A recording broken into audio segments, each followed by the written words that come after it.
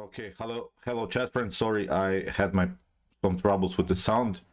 Thanks, handsome Sam, for telling me. So, welcome to my new stream. As I said, today's subject, but I didn't say it because didn't hear it. Today's subject will be weak square positions. In my previous analysis, we have studied the weak pawn positions. I think these weak square positions are even more important because they're harder to recognize. Weak pawns, I think, are when it comes to visualization skills, much easier to recognize on the board. When it comes to weak squares, sometimes it's not so obvious. So I hope many of you will join, and I prepared really beautiful patterns that I think you should recognize in your middle game stage. But when it comes to weak square positions, we have to recognize the most important principles. So first of all, of course, what we have to say is that a chess game, really, it's one of the most important things is you can really win a game by just recognizing one weak square. And many of you maybe won't believe it, but sometimes really chess is just won by one single square. So things don't have to be so complicated. There are, of course, many complicated positions. There are many wild positions, but when you sometimes recognize a weak square, then it's time to occupy that square. You can attack that square. And what I also always like to say, you have to secure the square. What I mean about that, sometimes it's not possible to occupy the square immediately. You can secure it by putting the pressure against the square. Then your opponent cannot protect the square anymore. For instance, you have 3 times or 4 times attacked one single square on the board, and your opponent cannot protect it. And it's an importance to the square, especially when it comes to the center.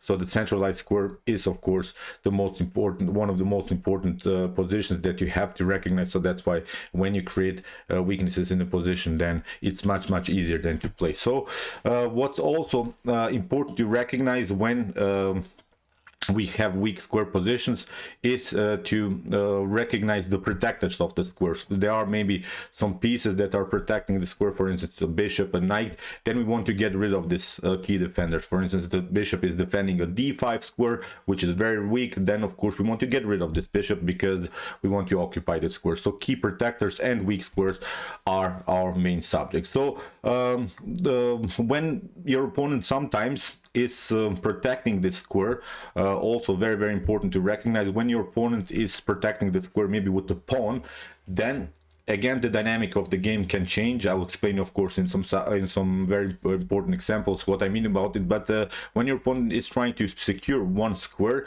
then he's maybe creating new weaknesses in the position.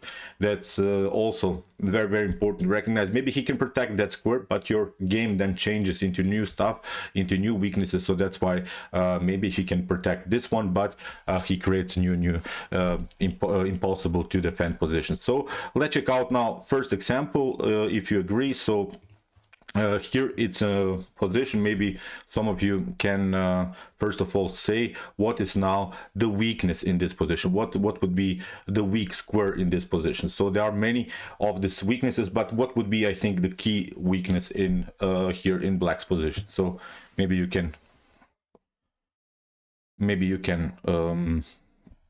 watch this position, and then we can say which square is the main weakness in black's position. So as we said, we want to recognize the weakness. We want to recognize key protectors of this weakness, and then of course we want to attack these weaknesses. So deflection of the key defenders is the main issue here. So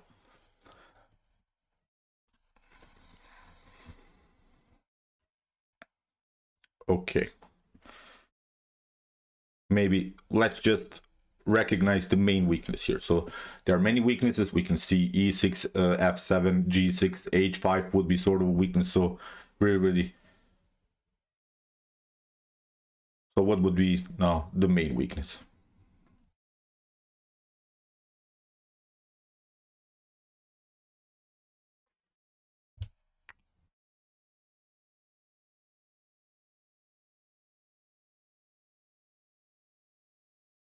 Okay, I hope someone will.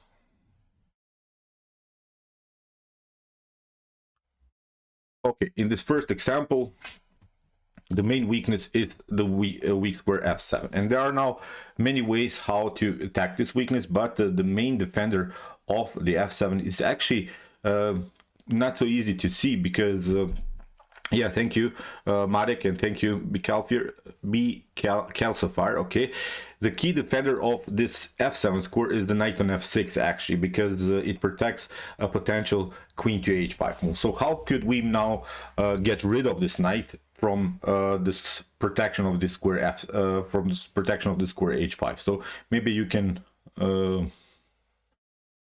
check it out, and how can we now deflect the knight from the defense. So there are many good ways, but let's just recognize this knight as the key defender and how to deflect it. So this is now an easy example. I think in the continuation we will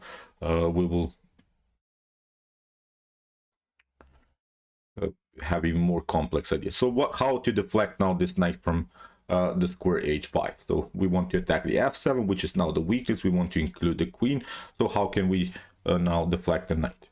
Yeah, knight to h7 or bishop to h7. So both ideas are working because there's simply too much pressure. So after potential knight to h7, here for instance, if knight to h7 happens, what can we do now?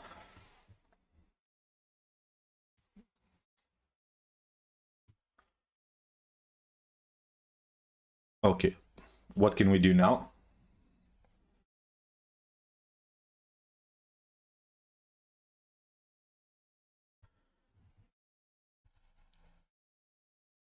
Okay, queen to h5, very good. And then if, of course, king to if the king comes here, of course, then we have even beautiful check. You have to play here, and then with bishop to g6, it's even checkmate. So really many things can happen already in an early stage of the game. You see how recognizing, of course, a weakness is very important. But that was, I think, slightly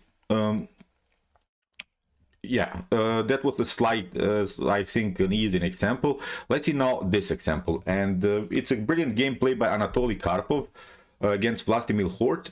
Here it's time now to find the weaknesses in the position, and then we want to get also we want to recognize the key defenders of the weaknesses. Maybe first let's check out what are the weak squares. We're not talking about weak pawns, but actually we can also talk about weak pawns in this position.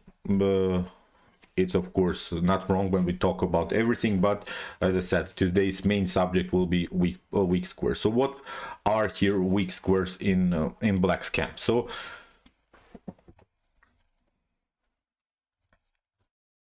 maybe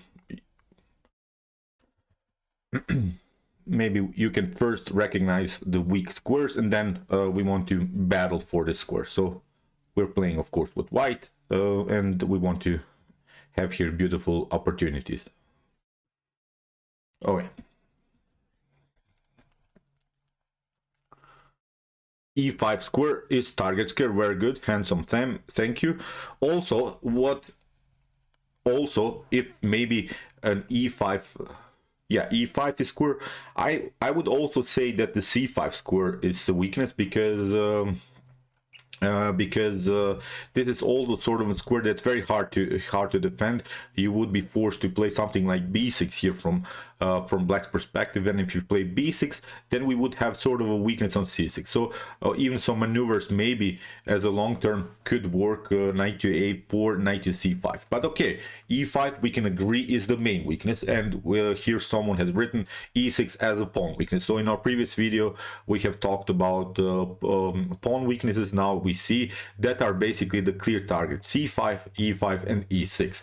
Again, let's see the key protectors of the e5 square. So what are key protectors of the e5 square, which we have recognized as the main weakness? I think doubling up something on the e file would not make sense immediately to attack maybe the e6, because actually the e6 is very well protected. It's not the point about that.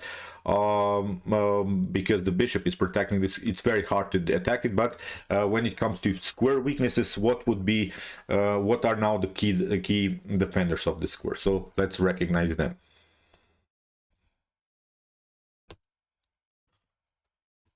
Okay.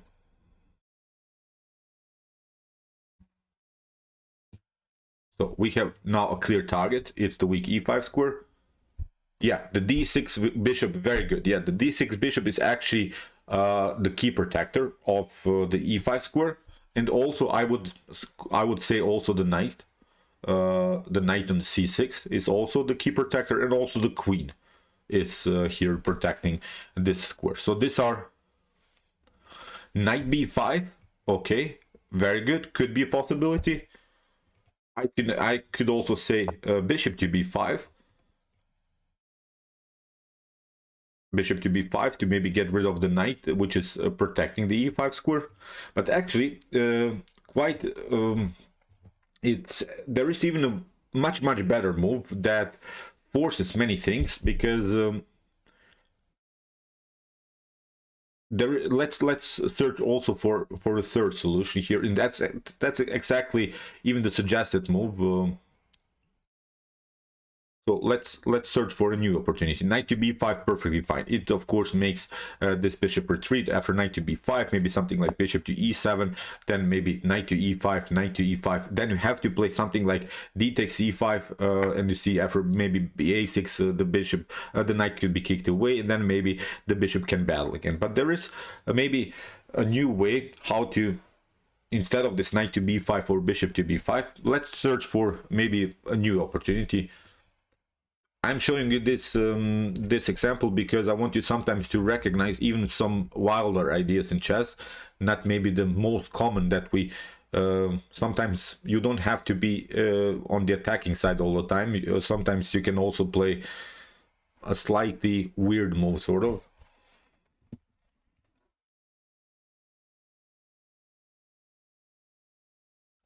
So, okay, we have said knight to b5 is perfectly fine. I'm very glad that that you found knight to b5, which is a perfect move. I agree, but here, as I said, Karpov played in game. He played, I think, even a much better move.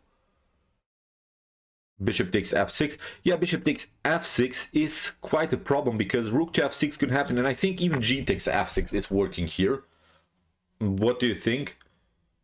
Even g takes f6, I think it could work, because then if somehow this d5 is protected, then you see e5, e4 would be a pawn storm.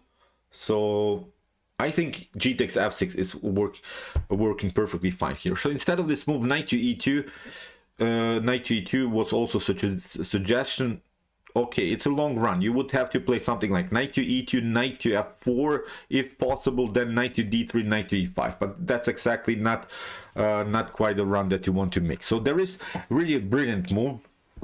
Instead of knight to b5 or bishop to b5, we have said we are getting rid of the key defenders of the e5 score. Bishop to b5 is, I think, also perfectly fine. Knight to b5. But there is even a wilder move. Please, someone. Okay. Let's solve this positional puzzle, sort of.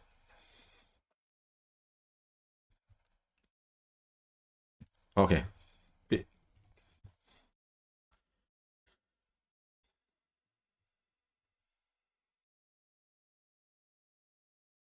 Okay.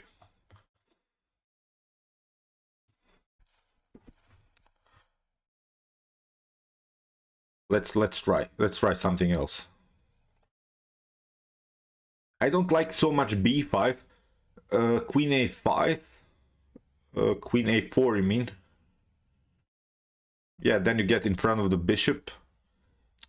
Look, the knight on b5 move, I don't like, just for one reason. I think it's a great move, but something that I don't like about this move is that this knight can be in one particular moment kicked away from a6, and then the bishop will get back on that square. So in my opinion, we could use this knight maybe to occupy the c5 square. b4, yeah, something like a3, b4 could work, but there is really a brilliant idea. There is knight a5, okay, with knight to c5, but we're battling now for the e5 square. What piece can be included in order to keep the pressure around the square e5? So we have now the knight, the rook, maybe queen to e2 is also a solid option. But knight a4 is perfectly fine, I think. Then probably b6 would happen to control the square. So Okay. Uh,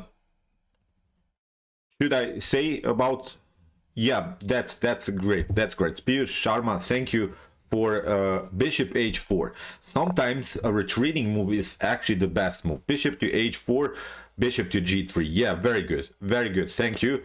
Really, really brilliant solution. So sometimes retreating, but I don't think that this bishop is gaining anything. As we said, even if you take, I think g takes f6 is even a possibility. Then with e5, you could get smashed here.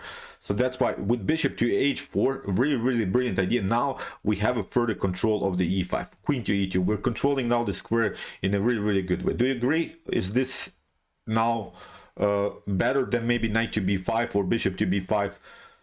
I myself probably would have played something like bishop to b5. I like to play this knight middle games where I play with my knights against my bishop, so probably the move bishop to b5 would I consider. But bishop to h4 is a really brilliant move that was played by Anatoly Karpov, and you see now the continuation here. After move a6 he played rook to c1, and now after move b5 here, of course, what the black tried to do is occupy also the c4 square. We have to also consider our weaknesses.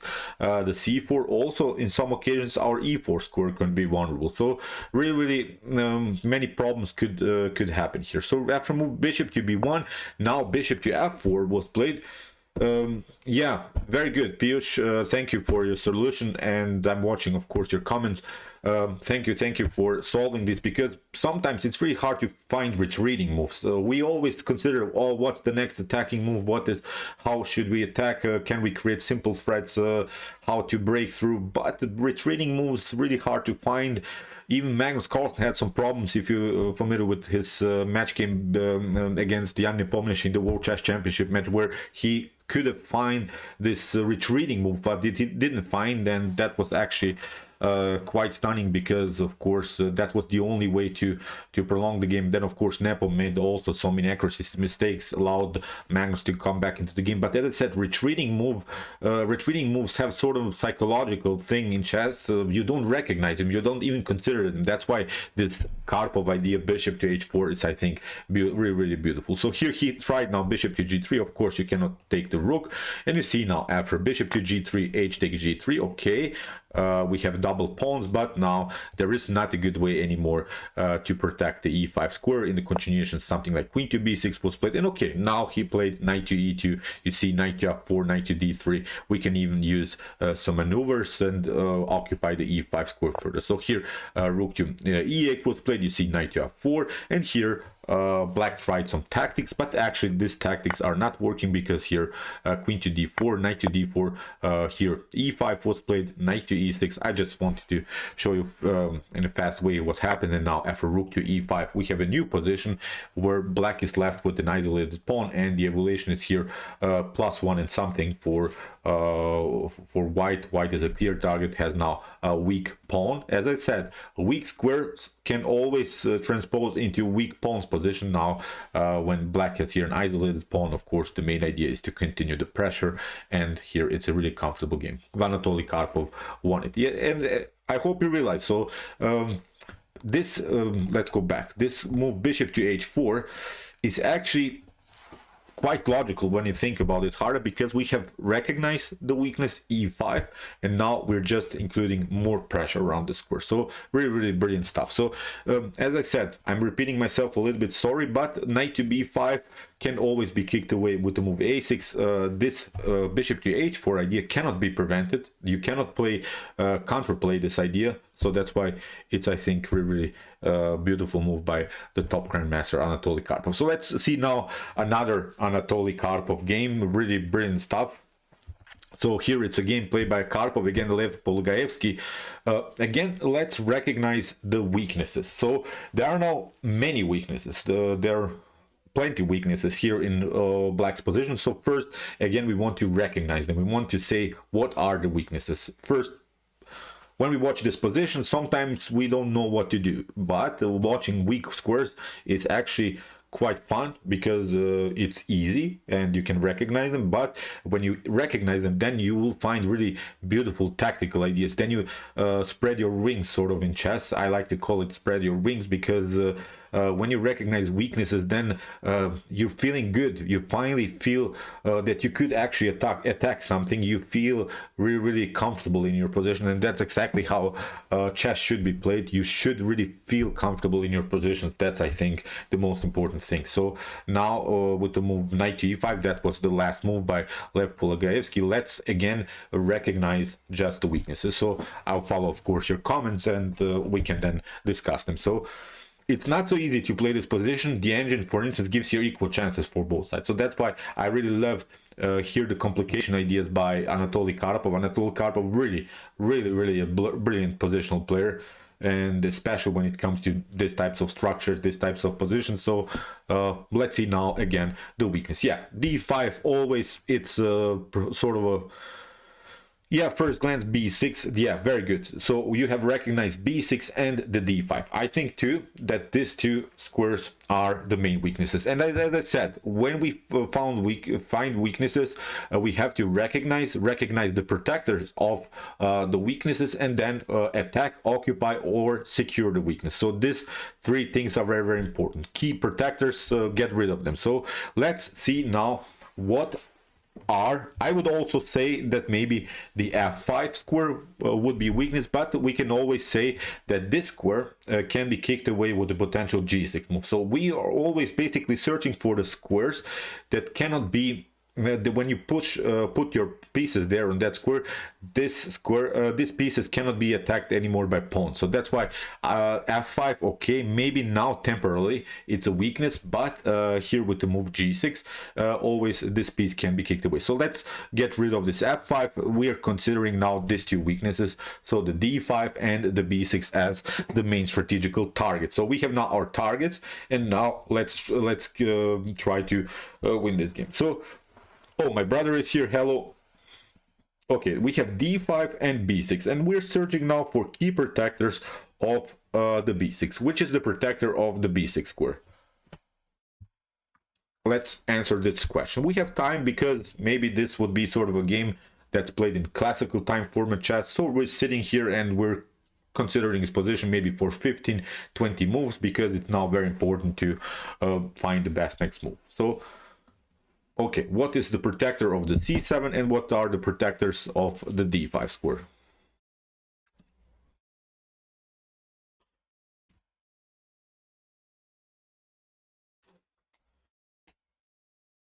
Okay.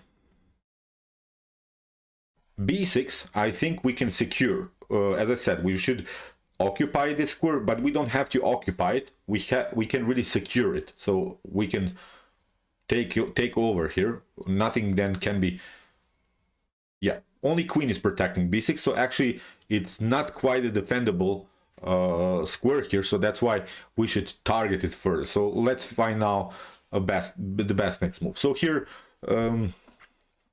let's find now the first move to paralyze the position further. So but you see, this is a beautiful example because there is really a beautiful connection. Yeah, a5 push. Thank you, handsome Sam. So there is really a beautiful connection between this square and this square. You see now how Karpov will make it. I really loved also this example.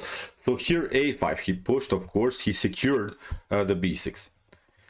But let's stop for a while. What has this move done? What can we do when we push maybe a pawn like this really far away here? When we push it maybe further, what can we do when we push the pawn? What kind of a dynamic thing we can make when we push pawns, maybe even on the 4th rank, 5th rank, 6th rank? There is really a beautiful opportunity to include some more pieces into the game really in a wild way, and we always love to see this move. So that's why a5 is, I think, meetable with really a beautiful idea in chess that I really love to see. Stockfish plays, I think, this moves in the best way. So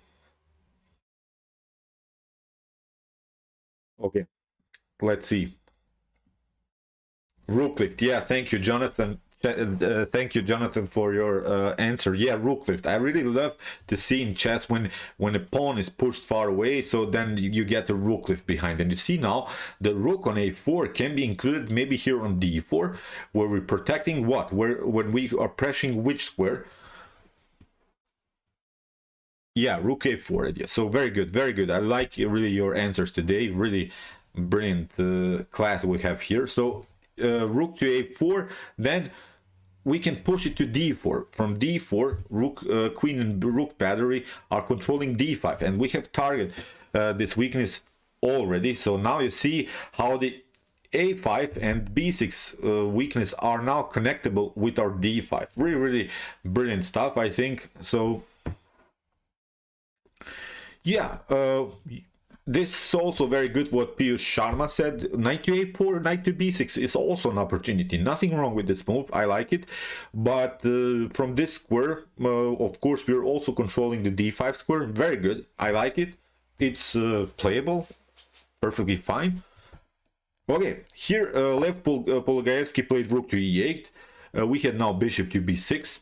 You see, at least a tempo. Nothing wrong with this move, I think, because we didn't lose time, because our opponent is losing now time. I think we can agree with the move bishop to b6. Maybe we didn't battle now for the d4 square, for d5 square further, but at least we created a tempo. So here queen to d7 was played, and now comes this idea rook to a4 with the idea to play rook to d4. Really, really a wild maneuver. So from the d4 square, we're then controlling the d5 square, and now you see it's really an uncomfortable position here for black.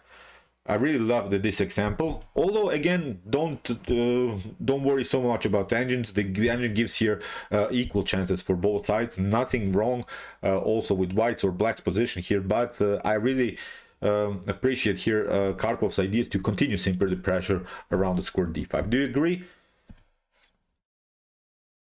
Or should we explain something else? So.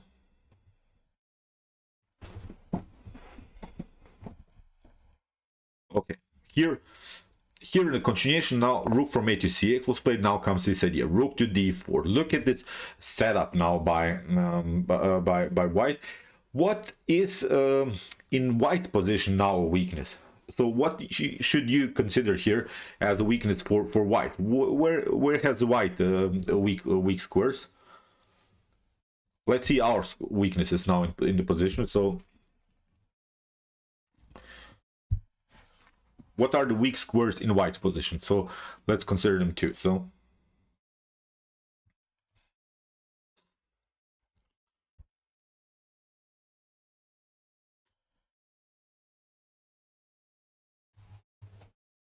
what would be a weakness in our position here?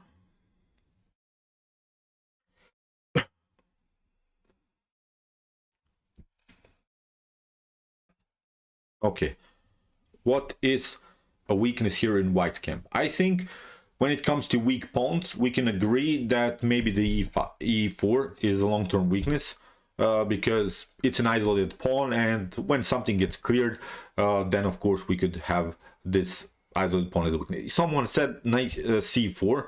Very good, very good. C4 is weakness because black is a pure domination of that square. So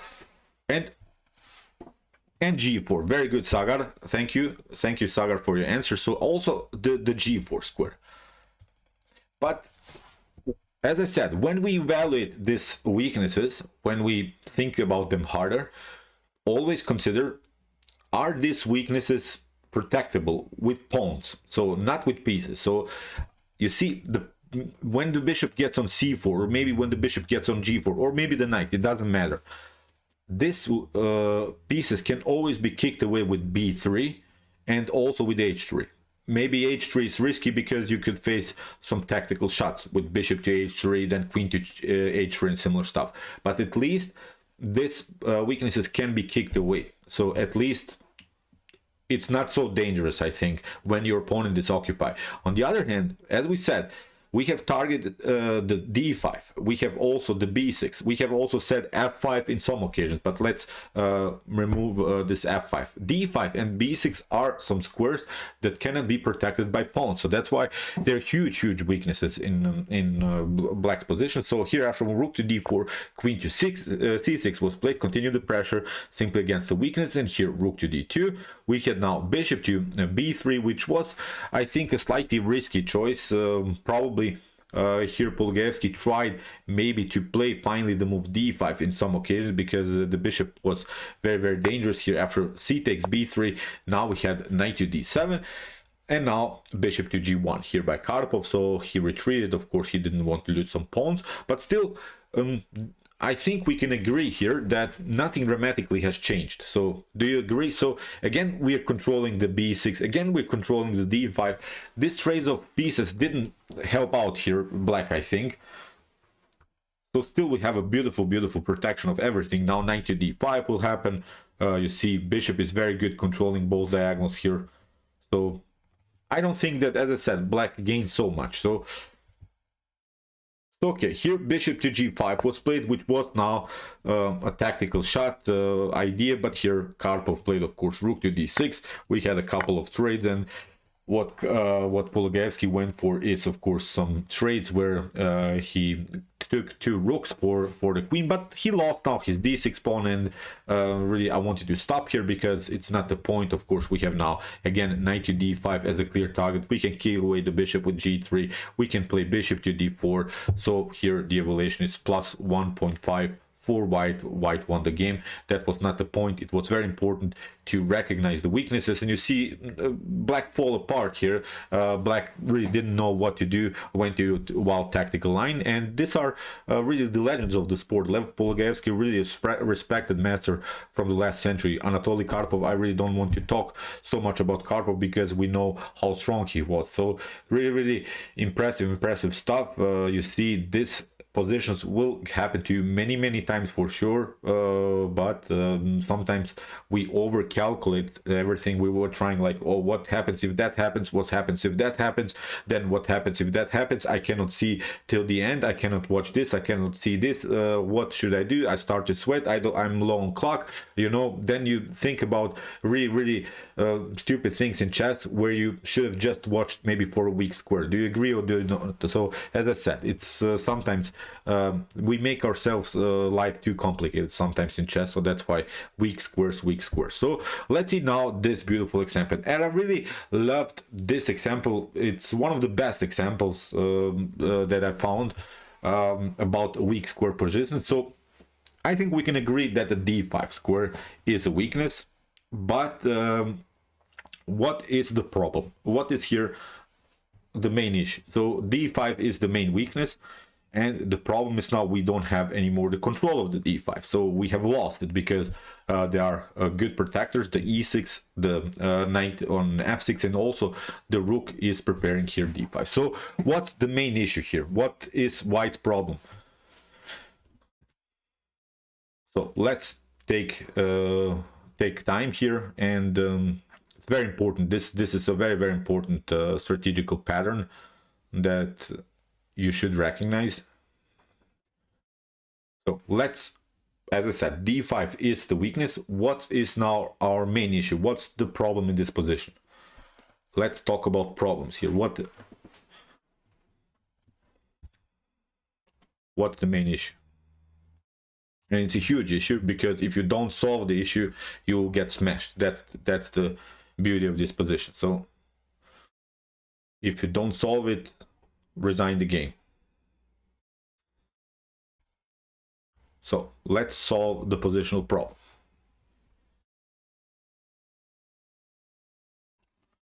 Okay, we have recognized also the key defenders, bishop, knight. So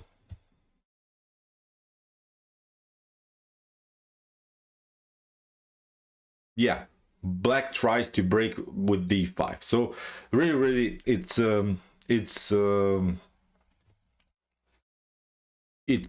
basically unpreventable almost, because d5 will happen. There is simply too much pressure around the square. And here it was a game played by Isaac Boleslavsky against Georgi Lisitsyn. Yeah, black is trying to push d5, and the problem is now there is even this suggested move by top engines, which I really don't like so much. Even if you take out the bishop, okay, then the d6 will have, although it's, as I said, the suggested move by top engines. But I really like here Boleslavsky's solution of this problem, because we can really solve this beautiful position in a really beautiful tactical way. So I really wanted to show you, although maybe we'll not solve now here this position maybe on live stream, but I really wanted to show you this example because it's one of the most beautiful strategical ideas that I've seen. So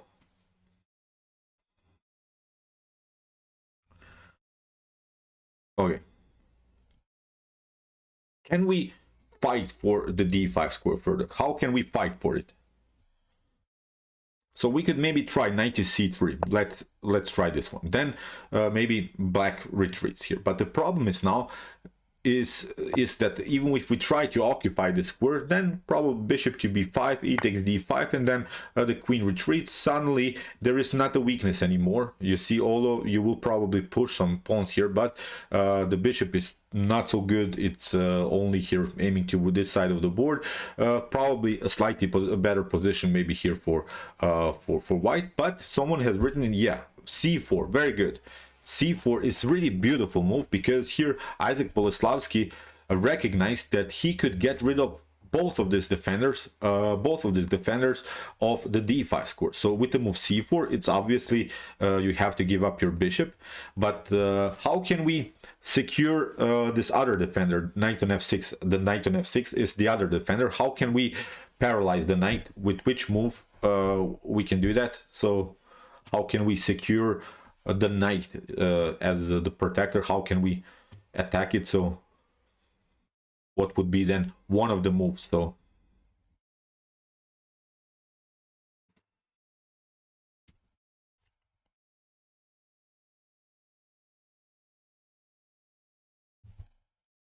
we have recognized the knight as the defender. We have played c4, as we said, after trades of bishops. Here bishop to c4, and then here we had knight to c3 by Boleslavsky. Yeah, bishop to g5. Thank you, handsome Sam. So here you have to lose the tempo. Here after move queen to b3. Here Boleslavsky took queen to c4, and now after move bishop to g5.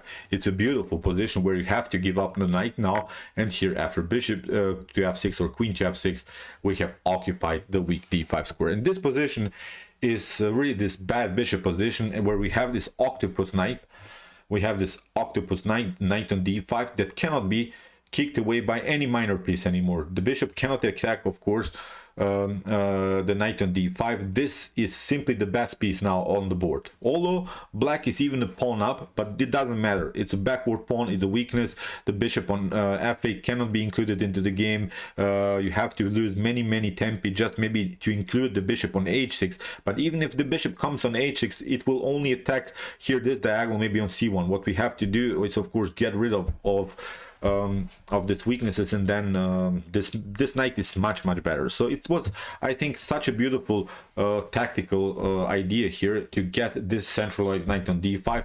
Although the game went on, of course, here queen to h4 was played. Now here black tried to include desperately this bishop into the game, but now g3, we had g5, h4, simply kicking away the queen further, and now even with g4, you see the game is rolling now. The queen is out of game. You don't have so good squares. The knight is simply too strong really. So we had here g5, h takes g5, the h file is open, so it's a big game over. Rook to h5, look, rook to queen to g6, g5. This is now really beautiful to play here. I think if I would play this position here from white perspective, I would feel so comfortable without sweating, without even thinking so much. And that's the good thing. When you solve this positional problems in the middle game stage, then you won't face so many tactical problems. Do you agree? So you will not face I don't know, monstrous tactical shots that you have to calculate. Then you start to sweat. Then you are trying to see what's going to happen again. What will happen if that happens. So tactical solutions are really solvable if you have played beautiful strategies. I think the strategies to recognize are more important than the tactics. So that's why I really love this example. After move g5, h6 was played, rook to h6. Here we had even a sacrifice, and because if the bishop gets on h6, then we had also this beautiful fork. Really beautiful stuff we had here. Queen to g5, rook to h5. Again, you see really stunning tactics. So in this position, Lee Sedin resigned. So beautiful game, I think. Beautiful maneuvers, beautiful sacrifices with the move c4. Let's go back. I think it's something worth to see again. So here with the move c4, Boleslavsky sacrificed the pawn but got rid of the key defender. The key defender was of course the bishop on e6 that controlled the weakness on d5. So bishop to c, knight to c3, bishop to c4, and then bishop to g5, getting rid of the other key defender, and now the d5 is taken. So it's a centralized square, which is of course one of the most important squares on the board. So that's why from this point on it was a one-way ticket. So beautiful example. So we have here now this example, and it's now a little bit harder to see where's the weak square, but as I said, this was now our strategical concept. Protecting the weak square, sometimes if your opponent protects the weak square, then it causes new problems. So then maybe if he protects this one square, then he will have a new weak square, or maybe a new weak pawn. So that's why we have to recognize first this square as a weakness, and then battle for this square further. So okay, let's recognize the main weak square in black's position. So we're playing it with white. Here it's a brilliant game played by Emanuel Lasker against Kurt von Bardeleben. So again, we're just searching for the weak square in the position. So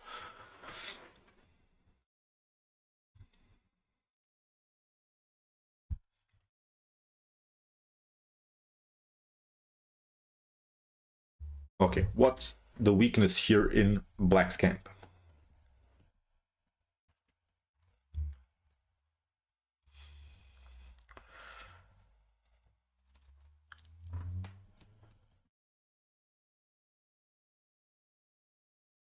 Okay, let's search for weaknesses and the key protectors of that weakness. So okay,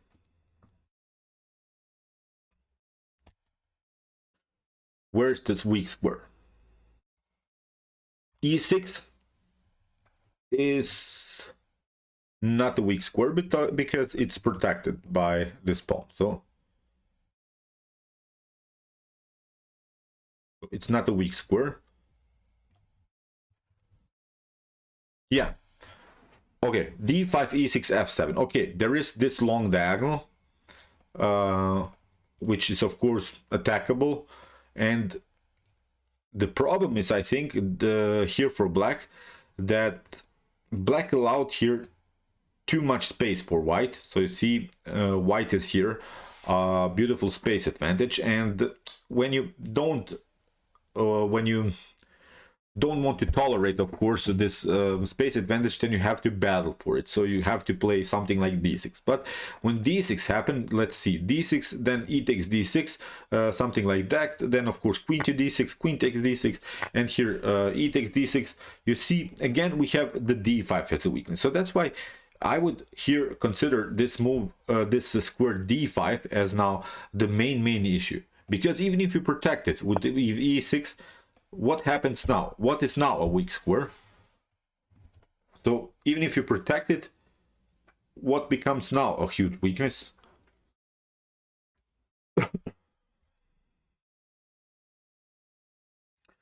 Yeah, and here our friend under the name A has written g4 as a weak square.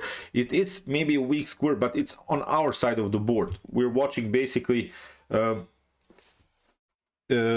squares on the other side of the board. So yeah, now the d6 becomes a weak square. So now with knight to c4, knight to d6, maybe this square can go or be occupied. So, but sometimes you have to be careful, because if you play, for instance, too early knight to c4, then you could get pinned. And yeah, now the d6. So that's what I meant. So sometimes by protecting one weak square that's temporarily a weakness, you can create new weaknesses. So now in this position, actually, black makes, I think, a slightly strategically bad move. He's trying to trade off bishops, and it seems so. This is really, I think, Ashish. Okay, thank you, Ashish, for introducing you.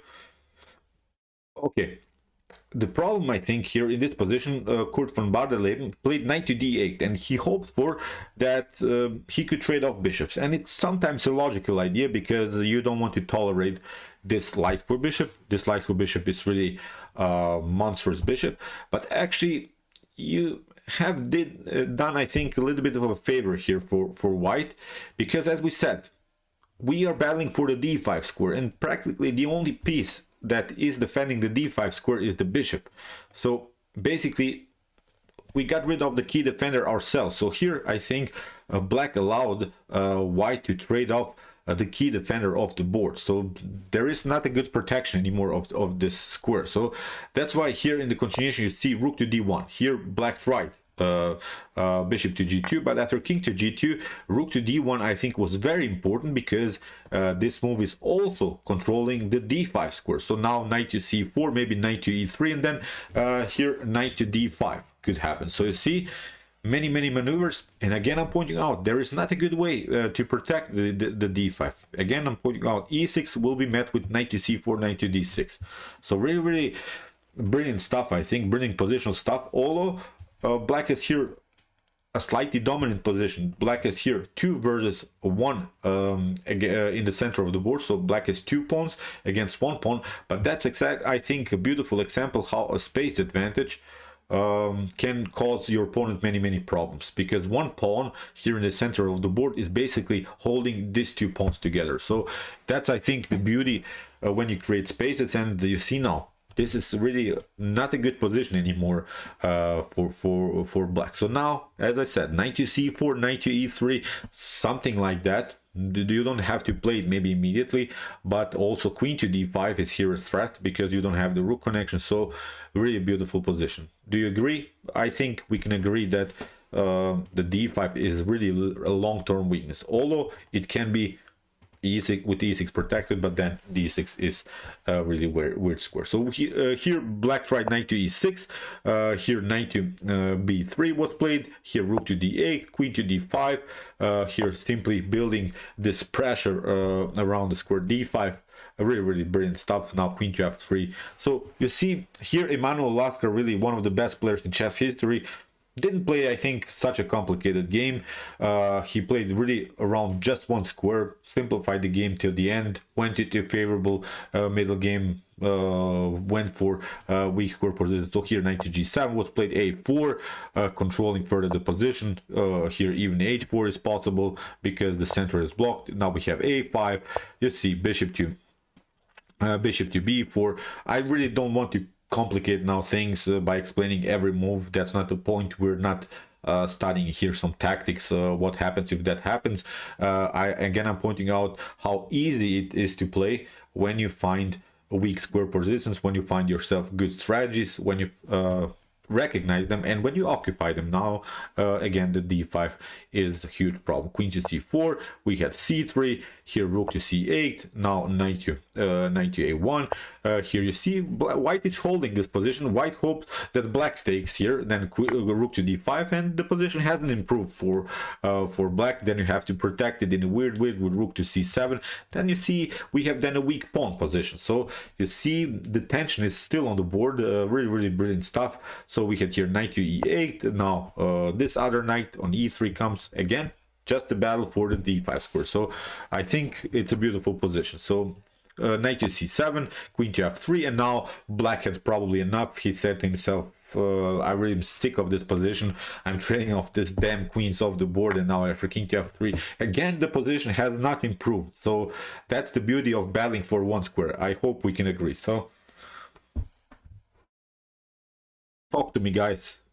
Say something about the position. I think it's really something very important that we miss many times.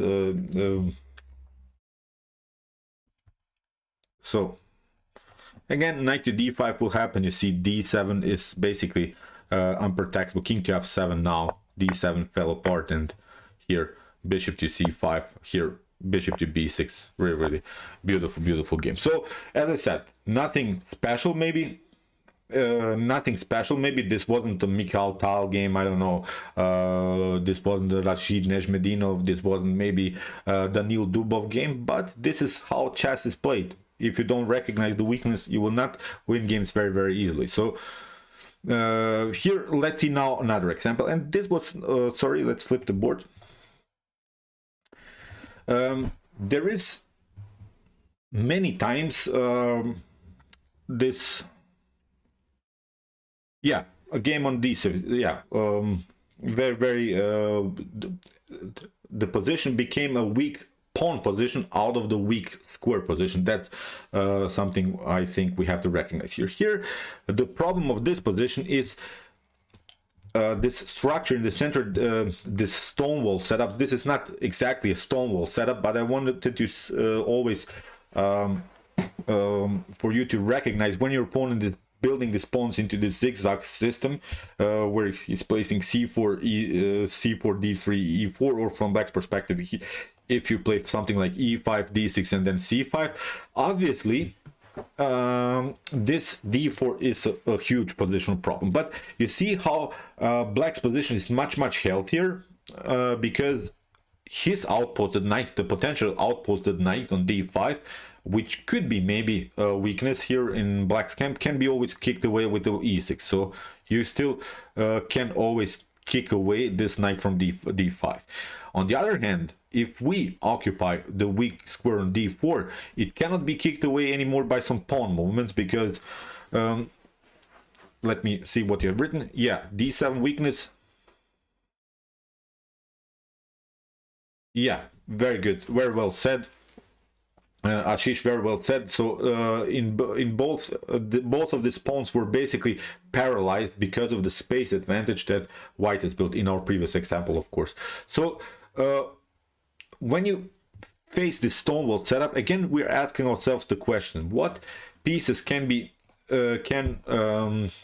protect the d4, which is a weakness? We have the bishop as a potential protector of the d4, also the knight on f3. But what white is trying to do here, why did he play the move h3? Because if he would have not played the move h3, if he would have played, I don't know, something like rook to b1, then I think we could play bishop to g4, and we could battle for the d4 square by taking out the knight. So you see, it was, I think, maybe sort of a positional threat here. So here white is playing the move h3, and what is white hoping now for? What white wants to do now in this position? What he's trying to do here? Okay, what is white now trying to do in this position? How can he improve his weak square here? What he's trying to do here?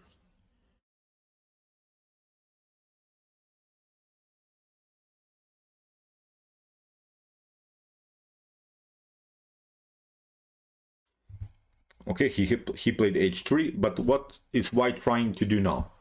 Yeah, he's trying d4, and in order to play d4, he has to prepare it. He has to play bishop to e3, and then he could have a decent control of the d4 square, and he will push it. He will push and get then sort of a Maroczy bind setup where he could have a beautiful space advantage in the center of the board. So how can we battle for the d4 square?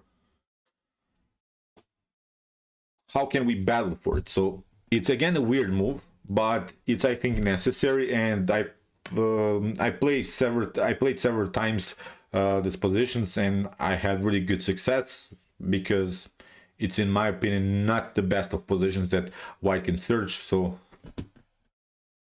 how can we battle now. What pieces can be included in the battle for? Yeah, but okay, very well. Someone said here e5. So okay, but we don't want to play that. We don't want to play that because we're doing basically the same. We want to have still the opportunity to play e6. E5, in my opinion, would be not a huge mistake, but it's a sort of a drawish position. Hi Goxel, how are you doing? Thank you. Thanks for joining. I really enjoyed your comments on my channel. Thank you for the constant support. So here the problem is that, as I said, in this position, we want to have still the flexibility to play the move e6, and then control the d5. Because if we play e5, then white will maybe as a long-term plan also jump with the knight. So someone has written here, Sagar, very well, thank you for the beautiful comment, knight to e8. So we're battling immediately for this square. So you see, and what would be now a new, yeah, knight e8, knight, sorry, I think you have made a mistake, Sagar. You wanted probably to say knight to c7 instead of knight to d7. I'm watching your comment, so probably wanted to say knight to c7 and then knight to e6. That was your route, probably. Am I right? You just have written okay, not a problem, but I recognize what you're trying to say. So really this would be a beautiful maneuver. So now yeah, knight to c7, Sagar, thank you. Then knight to e6, and we're controlling the d4. So you see, with this maneuver we can control this square further. But now, for instance, what would happen if our opponent plays now the move bishop to e3? What should we do? So now it's time, I think, to play d4, because we're not allowing him to push the pawn on d4, because that was our target. That was the whole strategy, was around the square d4. So now it's simply time to occupy it. But here in this game, white tried rook to b8, b1, pardon me. So let's see now again this beautiful maneuver. So here black played knight to c7 with the idea of to play knight to e6 and then knight to d4. So I think it's not so complicated. I think many of you have faced this position. Many of you have played similar positions. So that's why these maneuvers, I think, we have to recognize in order to win some games, in order to not go into complicated things. Because when the game opens with the move d4, believe me, it's not so comfortable to play the game anymore. The game will explode in the center of the board. You'll face many tactical problems that then you have to calculate. So now I think it's easier to play the game. Here in the continuation, black tried to move a3. Okay, let's play this game till the end. So let's see some ideas. So let's battle now. Here black played really beautiful game. It's a game played by Ketevan Arakmia Grant against Marie Hanna Kleck. So I'm really not familiar with these players, but it was a beautiful game here by black. So as I said, look, we have seen now many of these retreating moves just in order to secure the square. So it's sometimes complicated, I think, but it's a beautiful strategy, I think. So yeah, thank you, Asha. So here with the move a5, we can now block the potential b4. So it's perfectly fine, I think. So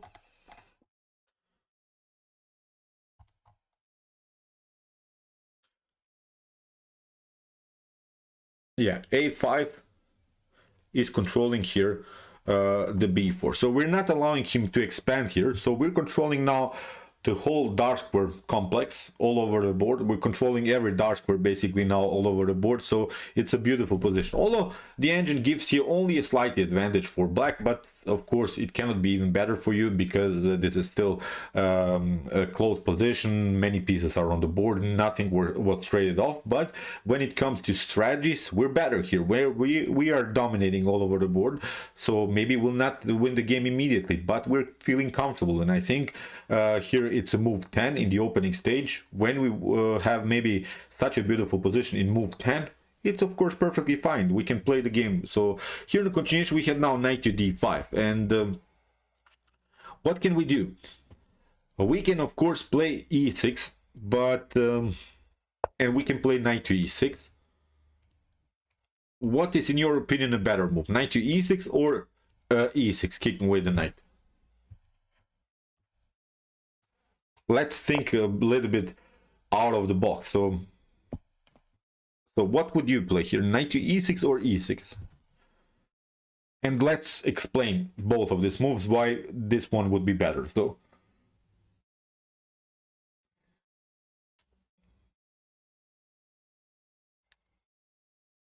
what would you do? What would you do here? So let's talk about knight to e6 and e6. Knight to e6. What does knight to e6 allow, and what does e6 allow? So knight to e6, what can white do here now?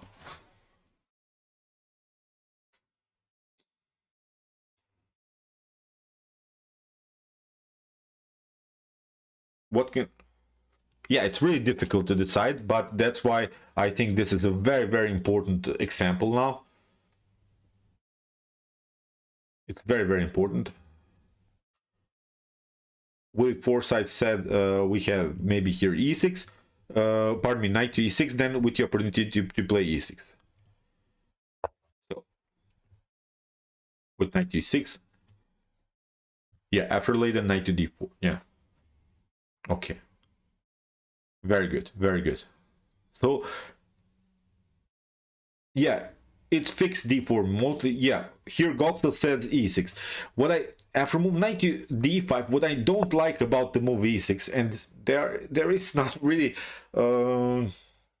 this is a huge choice, I think, and that's how you should think in chess. Every good move, it doesn't have to be necessarily now the best move immediately. So okay, with the move knight to e6, we're allowing here the move b4, which is sort of an expansion on the queen side, but I still think that this attack is rushed because white's pieces are not so well placed now.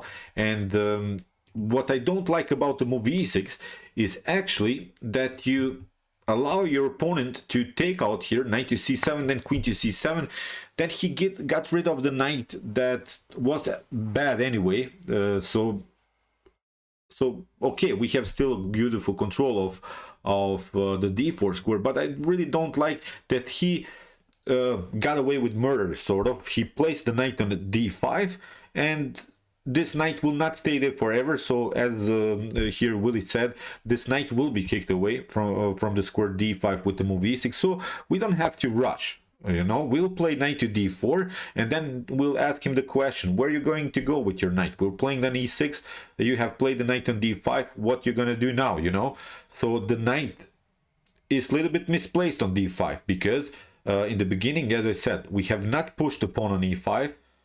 Someone suggested that we should do it, but now we still have the flexibility to play the move e6. That's the beauty of this Stonewall setups when you don't play. So that's why I would not recommend you to play this Dutch Stonewall systems, because there are so many weaknesses in the position, and I would not suggest you to play this line. So here also knight to e6 was played in the game, which I really liked. When it comes to computer evaluations, both of these examples are pretty much equal, but I really like more knight to e6. That's just my opinion. So because of the opportunity then to kick away this knight from d5 with the move e6. So as I said, you have played your knight there, but you're not going to get rid of this knight. This knight is bad all over the board. It's not well placed. So here, even if we play e6, then if the knight retreats to c3, then it could be also an object of the bishop's attack. So I think we can agree. But of course, this e6 was also possible immediately. So in the continuation, white tried now the move b4, and b4 leads now into a complicated game where black simply took here. C takes b4, we have a takes b4, and now what really white recognized here as a beautiful idea is now the move a4. And from this point on, you see, I think it's a thematic game, although this was international FIDE master level, so this is not Magnus Carlsen versus, I don't know, Nepo playing, but with the move a4, you see, this pawn is rolling, and the cool part is that here the bishop is covering also this square. So believe me or not, the evaluation is already almost winning here for black, but it's still sort of a complicated game where many pieces are on the board. Of course, black is here maybe a slightly advantage here on the B file, C file, so black could make maybe some kind of a progress here. But what we have here, of course, is the control of the d4 square, and we will kick away the knight with the move e6. So we're controlling the center of the board. Really, I think it's a beautiful example again, and it's an important one because I think you'll face these positions, at least similar positions, many times in your own games. So that's why I think we should study this game really as a beautiful example. So after move a4, here bishop to b2. Okay, what should we do now? What should we do now?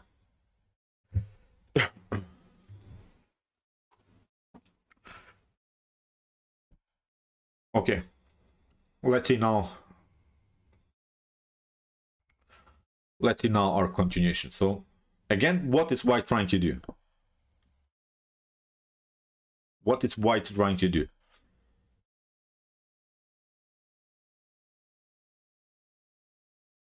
Yeah, knight d4. Thank you, Sagar. So white is trying again to play d4 himself because he has now triple control of this square. He's trying again. You see, the whole game is a concept around the square d4. So the whole game is just a battle for one square. That's why in the beginning of our game I've said a game can be won just because of one weak square. Believe me or not, it's sometimes just simple as that. So yeah. So here someone says knight to d4. Nothing wrong with this move. We're controlling this square. So in the continuation we have now b5, not allowing here to retreat. And here a3, look at this. This pawn is rolling. We have now bishop to a1.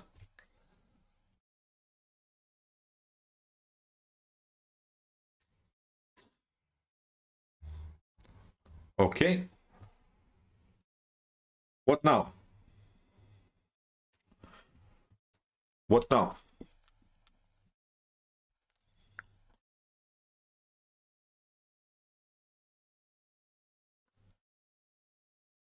Okay, now the game is a little bit tactical. It's not so easy to see everything, but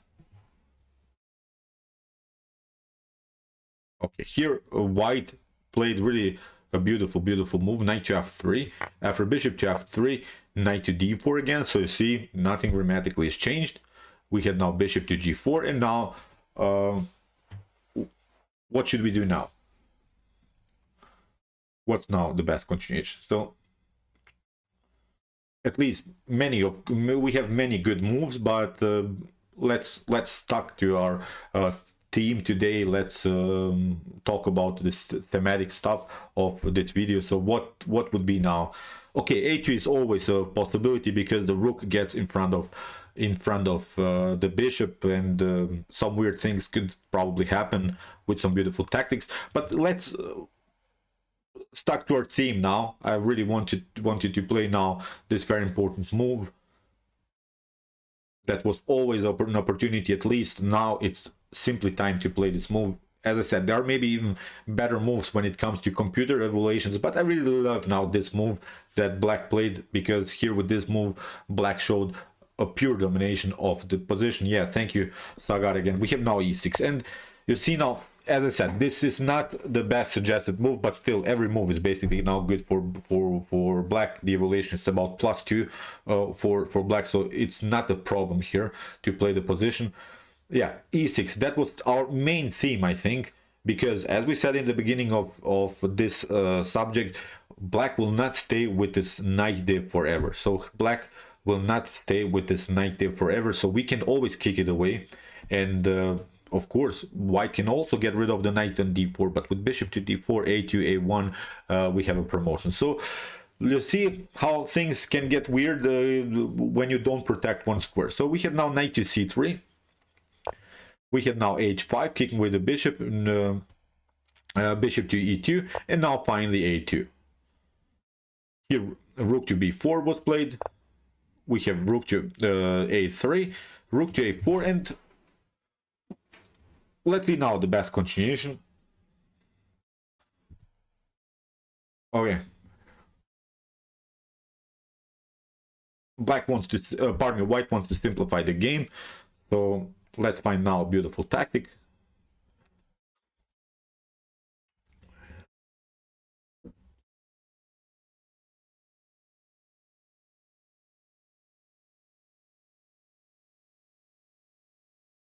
Okay. Let's now. Yeah, thank you.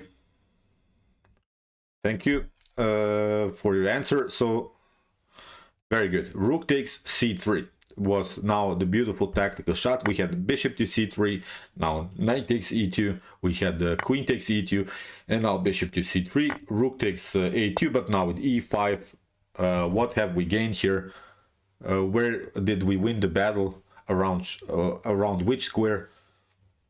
So what's now the main square that we have occupied? What's now the main weakness again in white's position?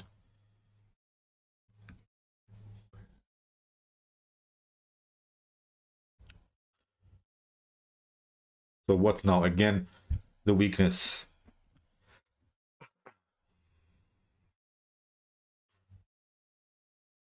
So what is going to happen now after move e5?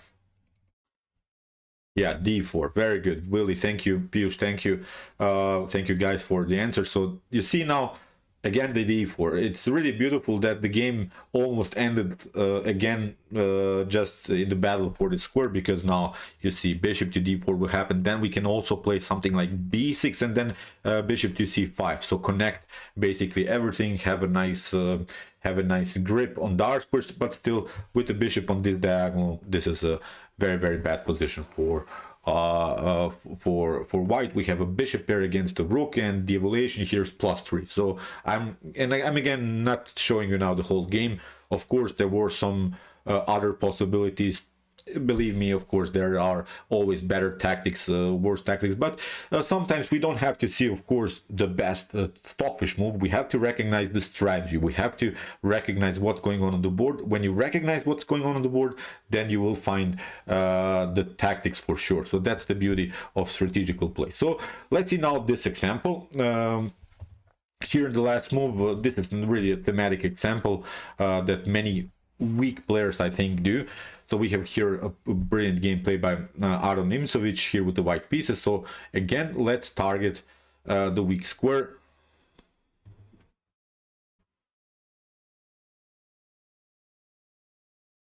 Most welcome. Most welcome.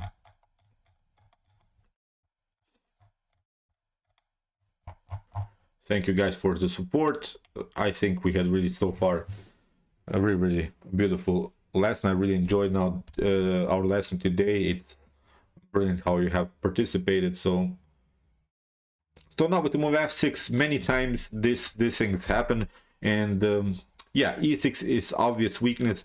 Also now the f5, and I've sorted out this example because I wanted to show you how this E6 is weak, perfectly fine. F7 is weak, but I wanted to show you how actually the main weakness, because we don't have the light square bishop anymore and we cannot attack it, is actually the F5. I like this square because sometimes it's very, very unpleasant when you have to play some moves like G6 just in order to protect your F5. I've sorted this example out because, okay, we have some obvious weaknesses here. We can agree these are obvious, and really we can see these weaknesses from a plane, I think. But I wanted to sort out this example because it shows how tricky these weaknesses can be, because if you weaken the pawn structure too much in front of the king, then you get smashed tactically. So you see now with the move knight to h4, white is trying now the f5, and now after g6 you see then you weaken here a little bit the f6. We can play now f4 f5, so you see we can queenside castling, rook to e1, maybe we can even break through on the e file. So it's not so easy really to play the game. So here in the continuation, knight to c5 was played, attacking the queen, queen to e2. What's now the goal of this move? So we want to play, of course, queen to h5. So here in the continuation we had now knight to e6. So what's now the best move? What would be now your continuation? Okay, if we play queen to h5, what's going to happen?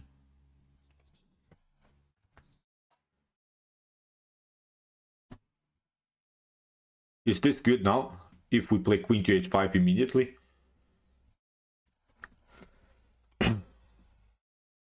Is this a tactical possibility? I think this is really a beautiful example because it shows sometimes how tricky chess can be. So most of the times we're trying to attack the king when the king has not castled, but yeah. Yeah, but the problem is, I think, it's not good. It's actually a huge problem because of g6, knight takes g6, h takes g6, you take, but you lose also the here this piece on d4. And now I would not love to play anymore this position for white, because white gave up two minor pieces for the rook, so it's not a pleasant game anymore. So that's why I think this is a beautiful example how we are slowing down the pace of the game. So we can play now here after move knight to e6. What's now the possibility?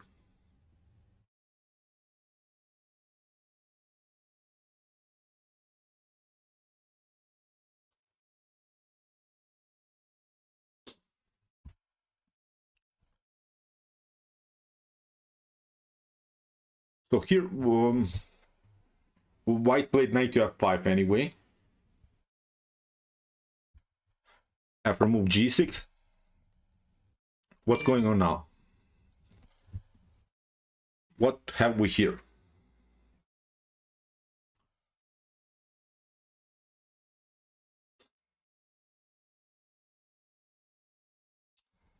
This is okay. This is really tough tactical.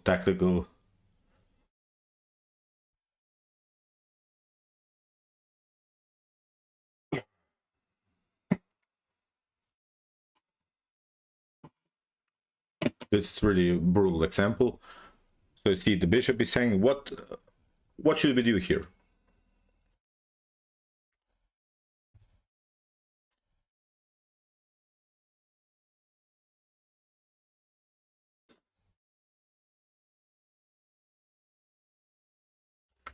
Oh, hi Murtada. How are you doing, man?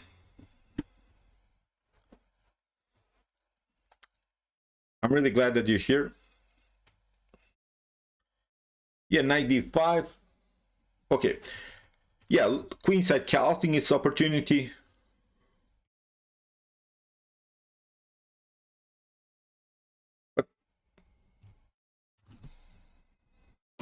Okay. We can also kingside castle, queenside castle, not a problem. Queenside casting also perfectly fine. What will happen if here this one happens?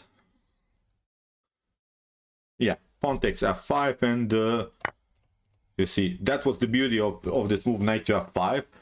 So black didn't get scared about this loose bishop. So this is a beautiful example how we trying to try to stay very active, although the game becomes complicated. And I think when you're playing chess, you should consider even the moves. That's, I think, the most important thing here. You should consider the move. Sometimes it's possible, sometimes it's not possible, but you should consider a move that seems so that is losing for you. So if you follow maybe Daniil Dubov's games, believe me or not, Daniil Dubov is, I think, sort of a guy that the first thing that comes to his mind is what is the worst move. So I think he's thinking in chess in a different way. He's thinking like, okay, what is my worst move? How can I think his first opinion in his position is, how can I sacrifice the queen? Then he's thinking, how can I sacrifice my rook? How can I sacrifice my bishop? How can I sacrifice my knight? How can I sacrifice maybe 4 pawns? And when he settles down, when he sees that these solutions are not working, then he plays maybe a calm move, and that's exactly what happened here. I think many of us would say, okay, we have here now the move knight to e6, the bishop is attacked, okay, we want to retreat, you know, because knight to f5 can be bet with g6, and we're stopping here. We're not calculating more, because we have only seen the move g6, and then we stop to think. And that's a lesson that we'll also talk about. Attack and counterattack we'll have also here in the series, not retreating moves and similar stuff. And I've also prepared really a beautiful lesson, if I can announce it now, but it will be one of my subjects for sure. So one of the lessons that I'll make in the continuation of the series will be non-retreating chess. It will be called non-retreating chess, where you can only retreat one time in your whole game. If you retreat twice, then you lose the game. What do you think about this idea? I think it will be very, very cool. It will be called not retreat chess, so not retreating chess, where you can only just one time you can retreat with one piece.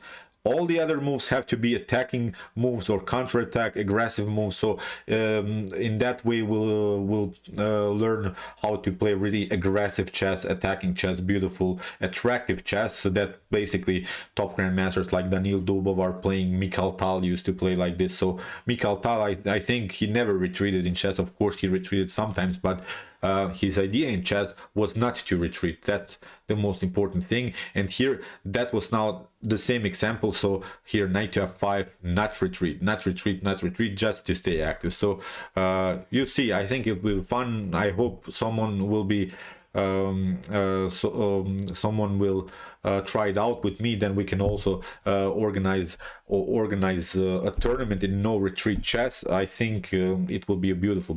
You'll see, it will be very, very fun, because sometimes you attack your opponent and he cannot retreat. He has to find counterplays, even if that's the worst move. But then of course you cannot retreat anymore, and then you just brutalize. Then you have some weird sacrifices, and I'll be the judge of the tournament, and I think it will be very, very cool. We'll make also maybe a world chess championship in not retreat chess. So really it will be fun for sure. So this is now an example where we're not retreating. We're playing now the move knight to f5. Now queen to d7 was played. Now kingside castling. Here we have a control of the d5. We have now b6. And okay, let's see now new weaknesses in the position. Now again, we have control of the f5. We have control of the d5. This is now a beautiful example also. Yeah, alpha 0. Okay, maybe Willie, that's something we missed here. So alpha 0 style is exactly what happens, but this is happening because these engines and like Stockfish now these days, of course, they can calculate everything. It's basically a matter of mathematics and what they're doing, so it's really great. So of course we cannot calculate like Stockfish, we cannot calculate like the top engines, but what I'm asking you to do when you play your chess games, consider the option of a wild move. That's the most important thing. Not to play maybe the move, but consider it, and then at least you thought about the move. At least you were like, okay, I thought about it, it's not working, let's try something else. But the worst thing in chess, believe me or not, the worst, but really the worst thing in chess, what can happen to you if you miss a really stunning, beautiful winning move. I think that's the worst thing in chess that can happen to you. It happened to me many times. It happens to me still these days, and I'm not better than you. I'm not saying that, but I missed really some tactics, really wild tactics. I had maybe some queen sacrifices, and imagine you play a game and you win with a beautiful queen sacrifice. You come at home, have a couple of cold ones with your friends. You tell them about the game. You know, everyone is watching the game. I could also publish it maybe on my channel. I didn't play it then. It's probably not better to publish it. You know, that's sometimes bad for me, you know, but I really miss this kind of things because I didn't consider the moves, and that was the most the bad thing that I don't like about my games, when I don't consider the move. That's what bothers me. If I don't see anything, okay. If I cannot see maybe a tactic that lasts for 7, 8, 10 moves, okay, I cannot calculate these 10 moves. That's not that's simply a matter of my capabilities. But when I don't consider something, it's a different thing. Then I really hate myself. I hope we can agree that's something that bothers me sometimes. Okay, we had here now the move b6. b6 creates now a new weakness in the position, and what's now the problem? We had now, as I said, f5, d5 as weakness. We can paralyze him further. Let's paralyze him further. That's now Karpov style of play. Here we have Aron Nimzovich, as I said, with the white pieces. So let's paralyze him further. We can really squeeze him. That was let's play now this boa constrictor style in chess. So I like the boa constrictor style more than Mikhail Tal style, I have to state, because it's much easier. So let's paralyze him further. Yeah, thank you, Willie, for the good words.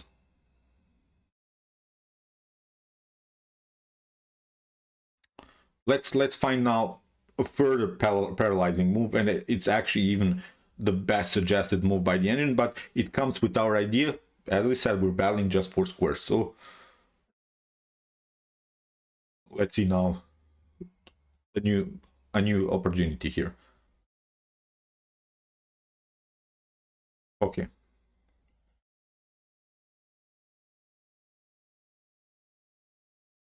Let's paralyze him further. We had, as I said, f5 is already taken, d5 is already taken.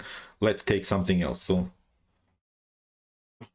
even if it's not maybe such an important square on the board, but we're waiting. We're the boa constrictor. We're waiting our meat to come to us. You know, we're waiting here. When the meat comes, then we're strangling him. So that's boa constrictor style. That's Karpov style. Queen.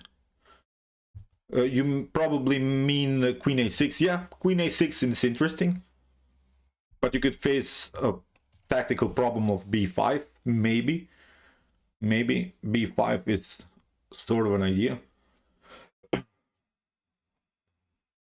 Let's choke him here. Let's strangle him further. We have two knights versus we have bishop and a knight against two bishops, so we want the position to be closed. Yeah, a4. Thank you, Willie. Ashish, I didn't beat Rajabov. I played a draw, so yeah, a4. So that's part also of our positional understanding when it comes to pieces. We'll do that also, exercises to evaluate the strength of pieces, you know, like what is better in particular positions. Is a bishop better? Is a knight better? Here the knights are better because the files are not open, and especially because of the fact that this bishop is locked. So that's why it's not such a powerful bishop position, although when the position explodes, then the bishops could be fine. But with the move a4, we're paralyzing it further. Here a5, and this move a5 that black played here, it was Laios Steiner, actually favors white again, because with the move a5, again, the position got more and more closed, which is perfectly fine for the knight. We can now maybe even occupy the b5 immediately, because the only good piece, when we evaluate now the strength of pieces, what is the only good piece? The only good piece here of blacks is a minor piece. When we think about it, is the bishop on c6. Not every other piece is bad, because I think this knight has to be used as a defensive piece in front of the king. If you give it up for the bishop, the knight to d4 will happen, and these two knights I would not love to play against, because they're controlling the center of the board. And we have said f6 bishop on f8 is so bad, it's so locked because of its own pawn, so it's really weird position. So here in the continuation, knight to d5 was played, so basically white can play whatever white likes. And again, as we said, is this weak square position? Can this knight be kicked away by some minor pieces? Pardon me, by some pawns. Can this knight be kicked away by some pawns?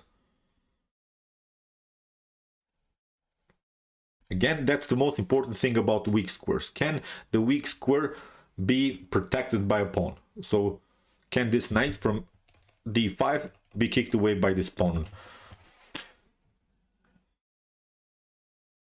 So that's the question. So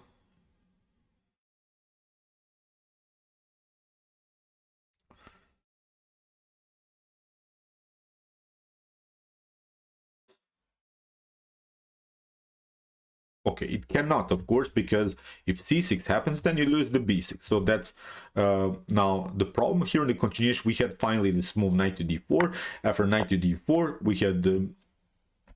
we have bishop to b7, and now a beautiful move knight to e6. You see, it is now really beautiful dance of the knight to e6. If you take, of course, you get the fork. So here we had rook to c8.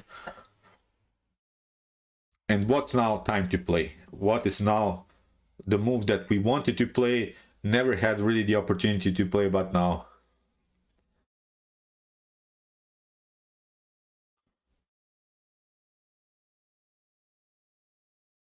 Okay, what's now the move? Okay, let's search now for the move. We have waited for this move. It was never time for the move, but now it's finally time. So we were so desperate to play the move, but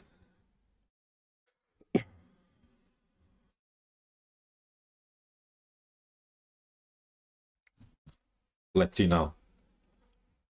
Yeah, finally this beautiful queen check. You see, sometimes it's time to wait a little bit, you know. Okay, here g6 was played.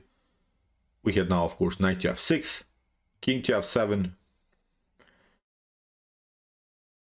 knight takes d7, g takes h5, and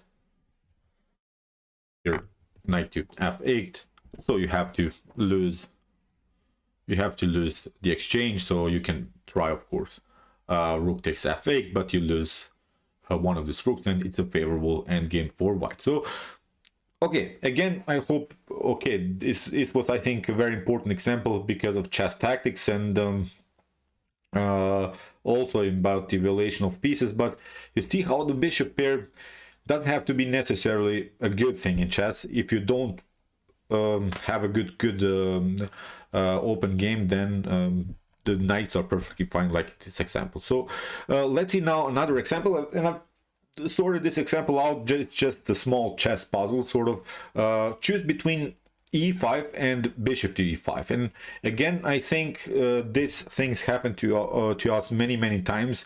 It's, I think, sort of a slightly mistake that we make, and then we have problems through the whole game. So let's evaluate e5 and bishop to e5. So this is now the choice. So one of these moves. So, and I think this is also a very important example, because this is really a usual mistake that you make in chess. I think it happens to me also many times. So this tiny little positional mistakes that we make. So let's choose bishop to e5 or e5. I don't want to consider now different moves because also different opportunities we have also with queen to b7 or something, but yeah, to not maybe block the bishop. But actually after move e5, I don't think that the problem is here that we have a blocked bishop, because the pawn structure is symmetrical, and it's not going to be likely that the white will attack here like usually white is battling. If you're familiar with this Yugoslav attacks, this common flank attacks against the bishop, I'm not sure if white will ever take over here and will try to attack the king after castling. The problem about e5 is that you weaken the d5 square, and that's exactly what happened in this example that I wanted to show you. It was the gameplay by Petrosyan against Meking. Here bishop to e5 had to be played because we don't want to lose squares in the position. That's the most important thing, because we don't want to lose the d5 square. If we play bishop to e5, then bishop to e5, okay, queen to e5, f4, maybe we get smashed. But white has to be careful too. If white proceeds here too much, if white rush too much into the attack, then you see white leaves also spaces behind. You know, the bishop is aiming here, the queen is aiming here, the rook will compete on the d file. Okay, probably white is slightly better here. It's not the point about that. But in my opinion, after move bishop to f4, you have to play bishop to e5 instead of e5, because here black tried e5, and here after move bishop to c1, we have king to h8. But look at this now. Finally, bishop to d5. You have lost an important square, you know. This move bishop to d5 could have been met always with the move e6, you know, we can still kick it away, but now it's not possible. And that's exactly what happened to you many times, and I think it happened to me many times, and that's sort of a mistake that we don't even consider. Okay, we'll play whatever we like, it doesn't matter, you know, if I play e5 or bishop to e5, it's practically the same position, but it's not. It's, believe me or not, it's a different story. That's the beauty of this example, I think. So if we play e5, okay, I don't think that it's a problem because of this blocked out bishop, because as I said, the pawn structure is too symmetrical. The problem is about the weak square d5. That's the problem. And here in the continuation, black tried bishop to d5, e takes d5. Okay, we had here now the move f5, but now c4, and we have now what did we get here? What is this called as a strategical element? So what is now this position?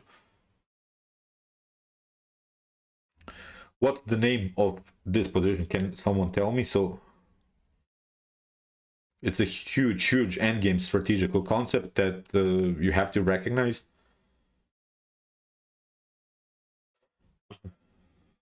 So what sort of a name? How could we name this pawn structure? Yeah, protected pass pawn. Yeah. Oh, Ivan Shelendich is here. Hi, Ivan. Thanks for joining. Yeah. Yeah, it's supported pass pawn, okay? You call it connected. I like to call it the supported pass pawn. Nothing wrong also with the connected. Yeah.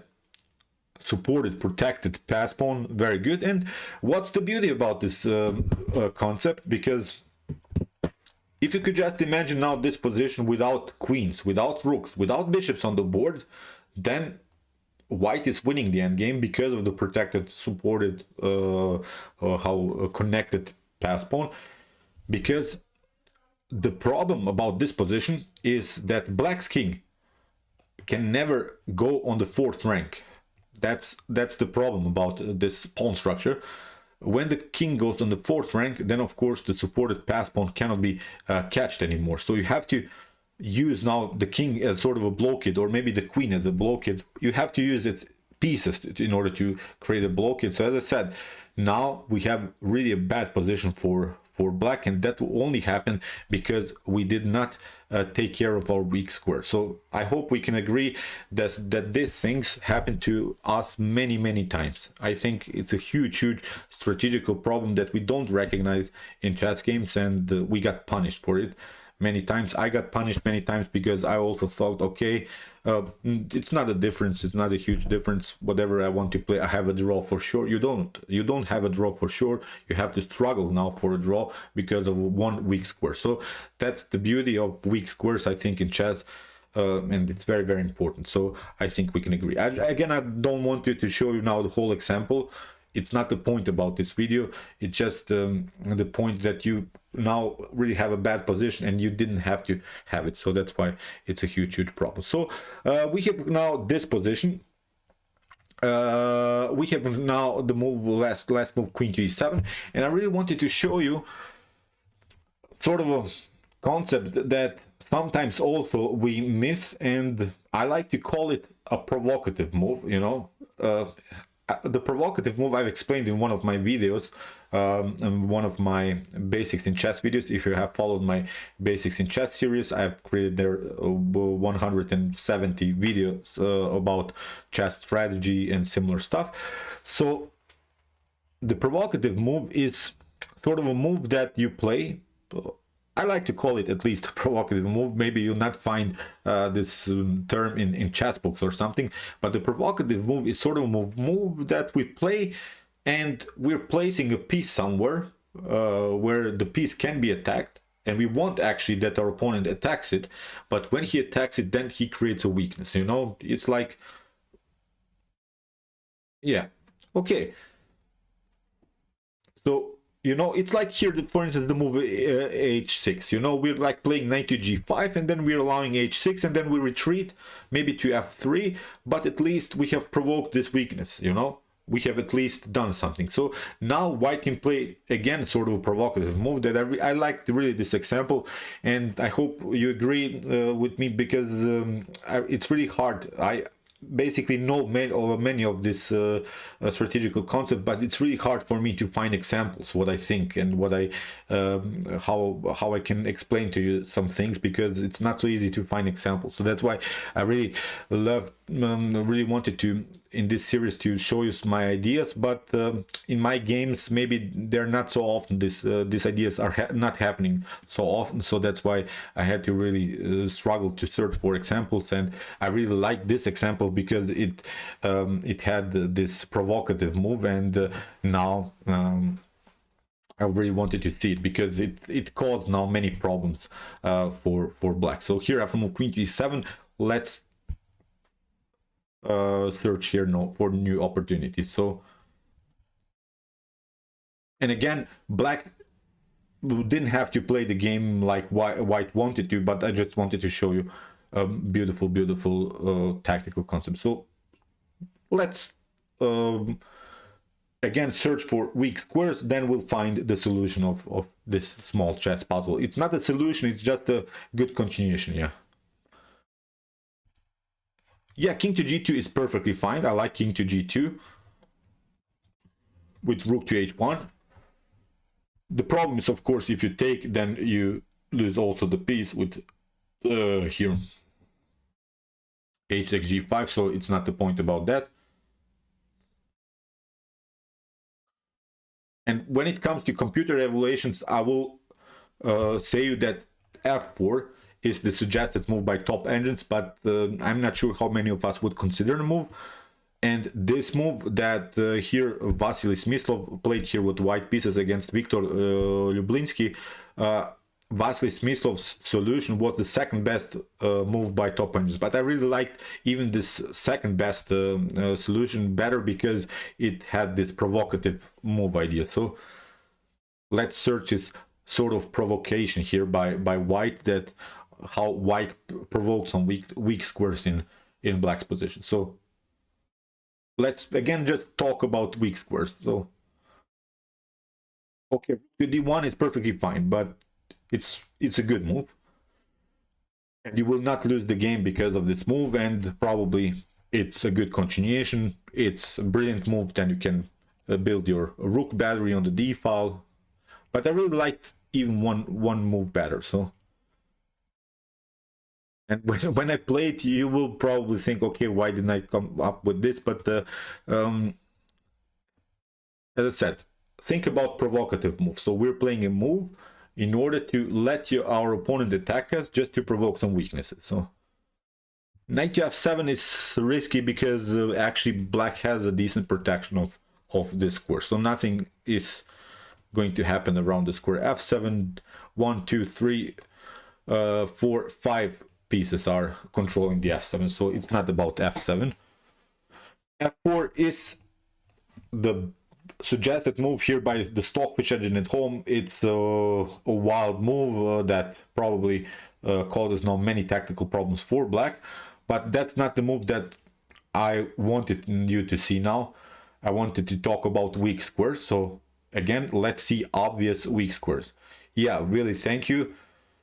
Yeah, very, very good. Thank you for this idea. So bishop d5 to provoke c6, and that's sometimes also move. I really like this example because I had also some other examples prepared at home, and then I thought about it. I worked a night shift and then I really didn't have so much to do, so then I thought about, okay, should I do this one, should I do this one, and I like this one, you know. I've excluded many examples out of my suggestion list. So here bishop to d5 really like, because you see now what happens after move c6, and the game is now really complicated for black, because let's now see the weak squares. Please, can someone write now the weaknesses in black's position? So can someone now write in the comment section the weaknesses in black's position? So provocative moves, don't forget about them. Don't forget about provocative moves, because they're very important. So sometimes we forget about them, and they're really good ideas in chess, I think. Yeah, b6. Look, c5, d6. Many holes in the position, just because of one pawn move, you know. And that's why I like this example. That's why I liked even the move bishop to d5 instead of f4. That was, I think, okay, we can agree. f4 is maybe sort of a move that causes now an open game. It's wild, but that's not how I want you to think about chess. You should think about chess in an easier way. We cannot really say what's going on after f4, I think. It is, as I said, the suggested move by top engines, but I'm not sure how many of us would play the move f4. f4 is the Dubov move. Bishop to d5 is a Karpov move, you know.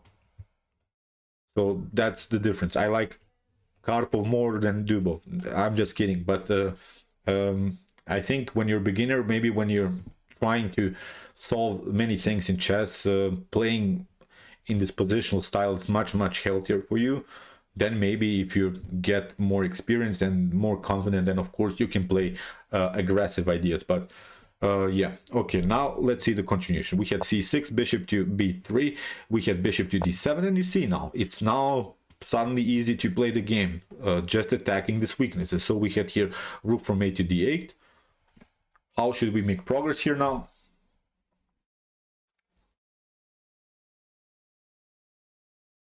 Okay, here white simply continues the pressure on the d file, traded off rooks, nothing wrong.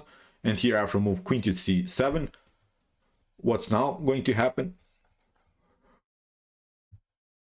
And again, the move f4 is the suggested move by the engine, but I would really don't want to play it, because it's not the point about that. I really don't want to consider the move f4. We're talking now all about weak squares. So what's now our idea?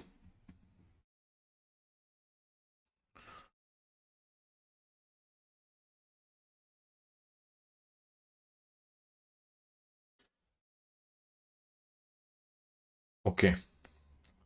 Well, again, we're thinking about weak squares, so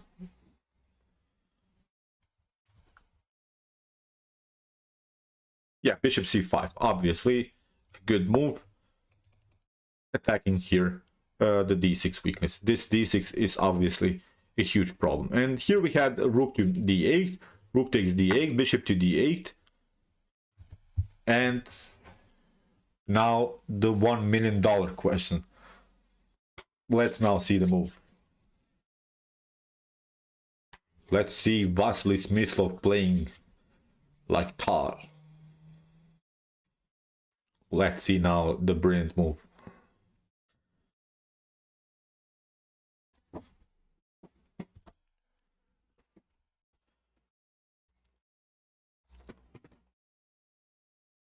Let's see now the play of the day.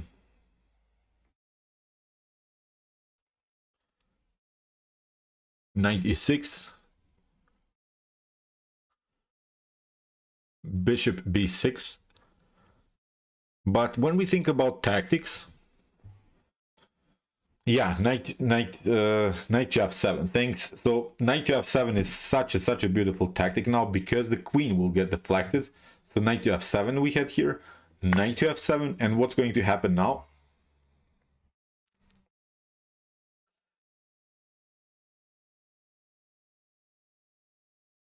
What now?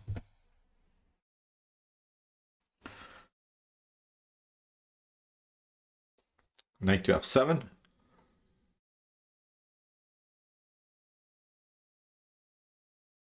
Yeah, followed with bishop b6. Thanks, Willie. So this is now the idea. Here you have to stay. If you play, of course, queen to b6, then you lose here simply queen to f7. So now queen to g8, bishop to g6, queen to e8. So you have to step back.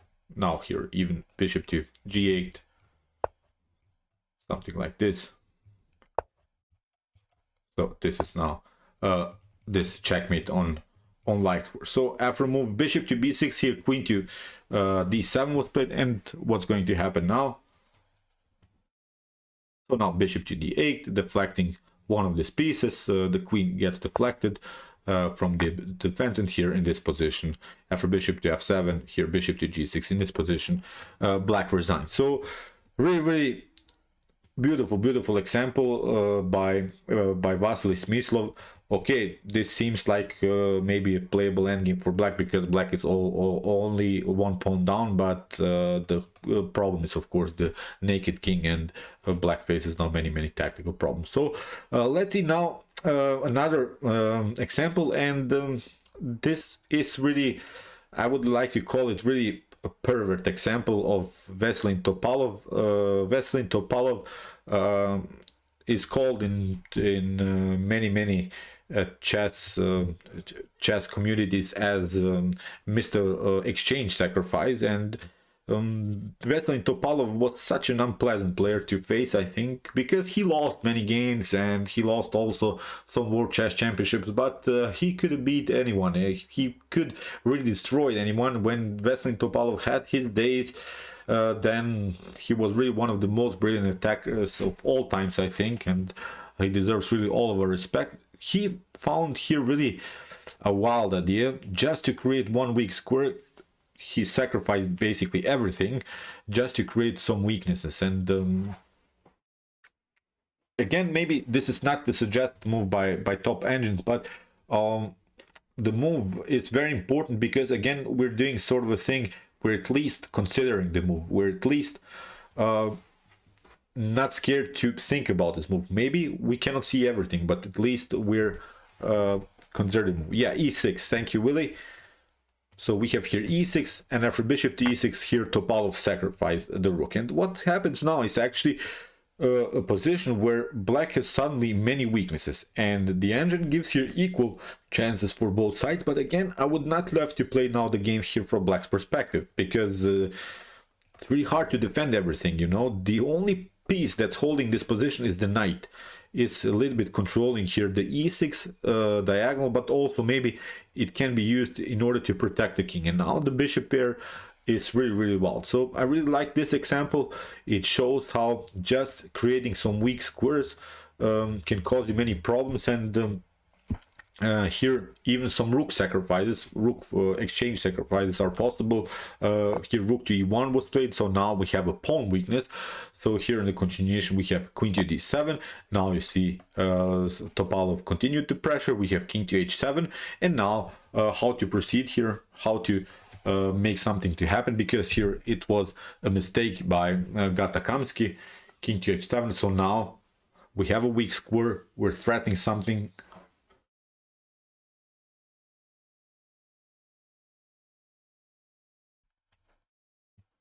Okay, let's see now the best next move.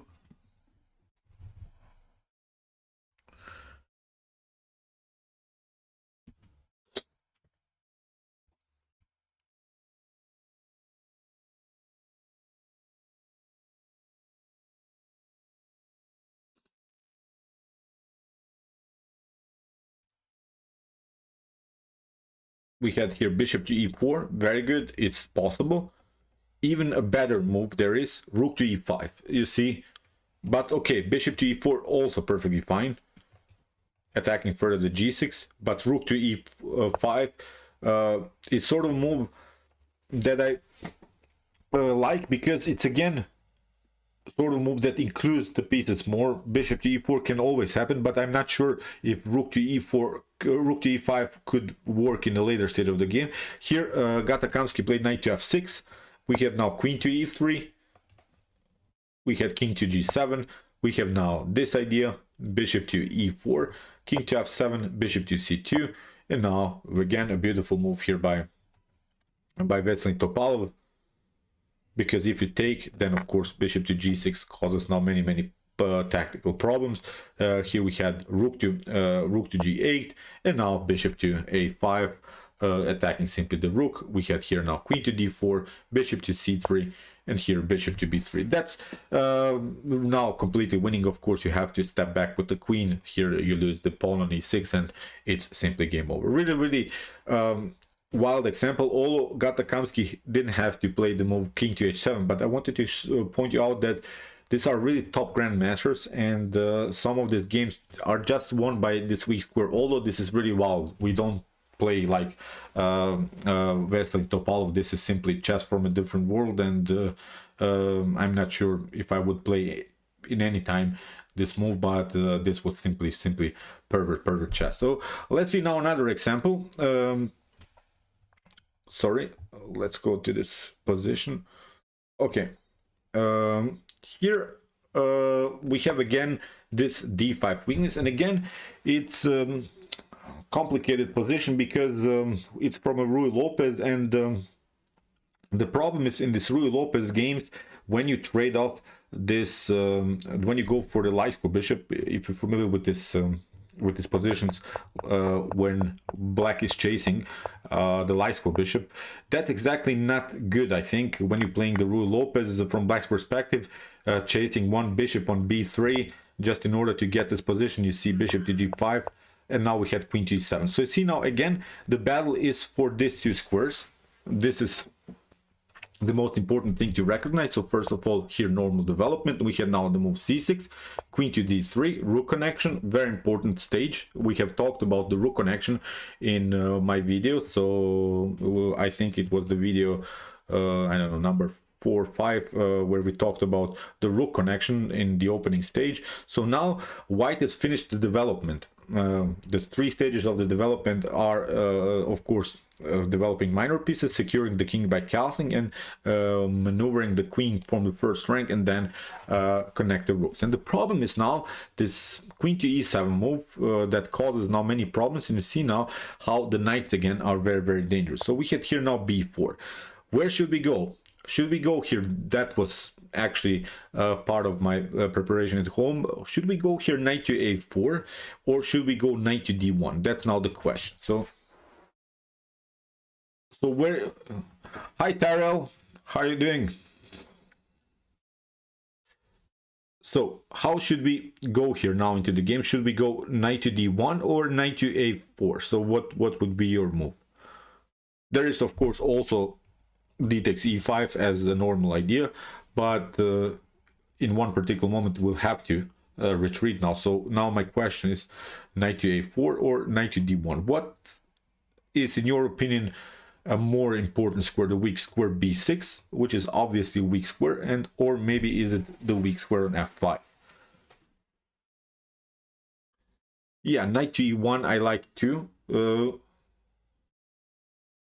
Where knight, do you mean knight to e2?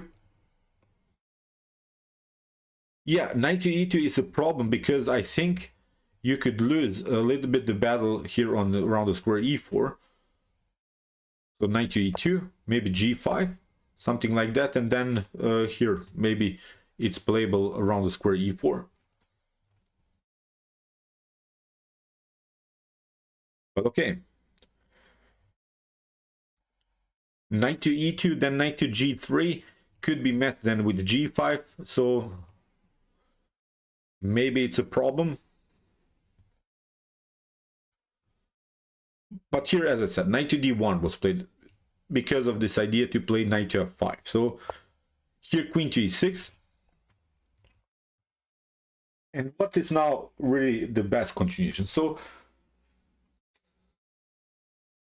here it's very important to recognize again this minor piece activity.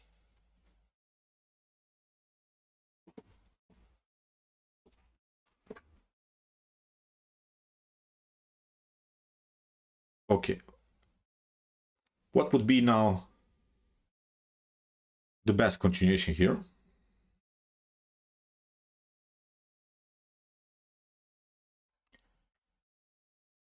So, okay, we could have gone here, Ashish, we could have gone to a4 and then to b6, but the problem is, okay, we get maybe our fun with knight to b6, but then rook to d8 will happen, and the knight will stay there forever, and it's basically doing nothing anymore.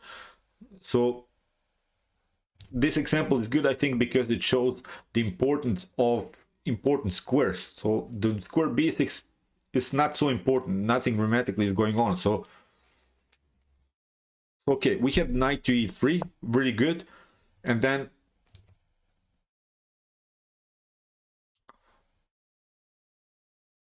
but what could be also now an idea that was played,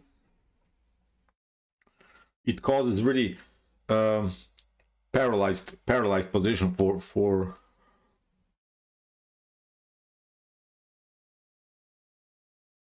we have here some dynamics in the center, and again we should evaluate the pieces. So what minor pieces do we have? What minor pieces has our opponent? When we have knights on the board, what kind of a game we want to have? What kind of a game?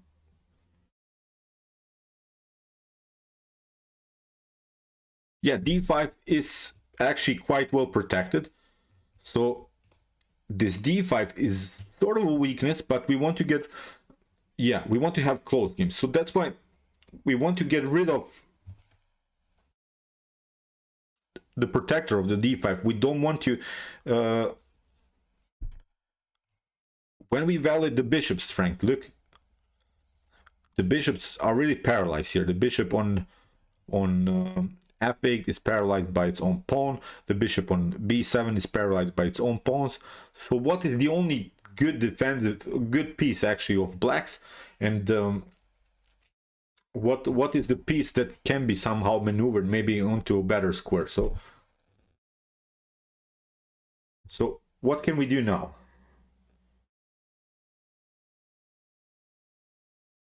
Yeah, bishop takes knight, because you don't want to risk, of course, here after g takes f6, then knight to h4, knight to f5 would happen for sure, and there is not a good way anymore to defend this position. But now after queen to f6, now we can play, I think, even d5, or we can play like here now finally knight to e3. And look at this knight. The knights are centralized, they're controlling d5, f5, e5. All of these squares are controlled by this knight. These bishops are really just slightly better pawn. So yeah, look how positional trades of pieces. Sorry Tyrell, I'll give you more time. I will give you more time.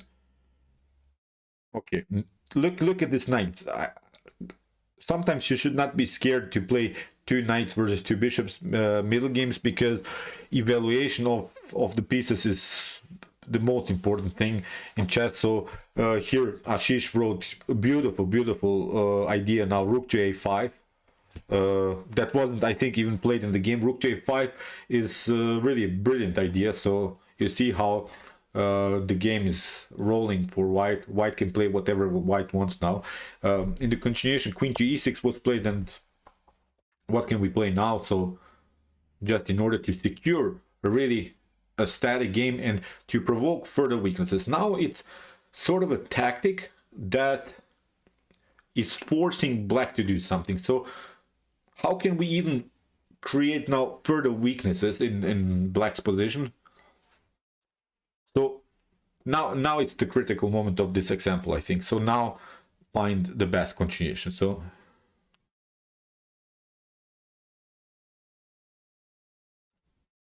rook to a5 is perfectly fine, but I think then we can stop it with the e takes d4, or maybe with the move c5, black could get out of this mess. So black could survive, but I really like rook to a5 because of our previous problem of there is something that can be done. And also, it's very important to recognize that in chess are forcing moves. Forcing moves are moves that make your opponent react. So that's how we should think about tactics. So when we think about tactical motifs, knight f5 includes g6, but there is one great way how to secure this move f5, knight to f5. We want to play it, of course, but there is a brilliant way how to make that happen.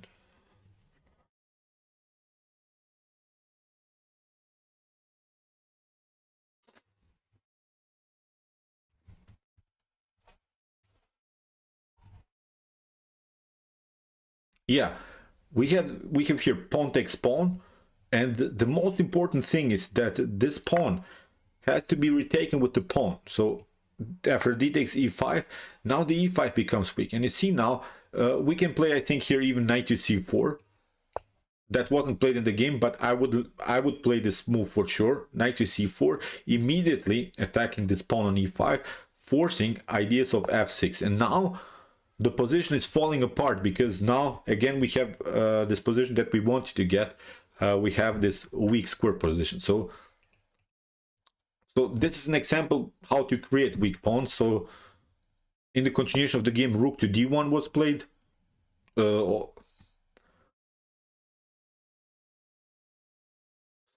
here f6, and now of course knight to h4. So now again the same idea. So from this point on, it was again a one-way ticket. So although black has the bishop pair, black can maybe include the bishop pair into the game, but knight to f5 is going to happen, and you cannot control everything. D file is taken. So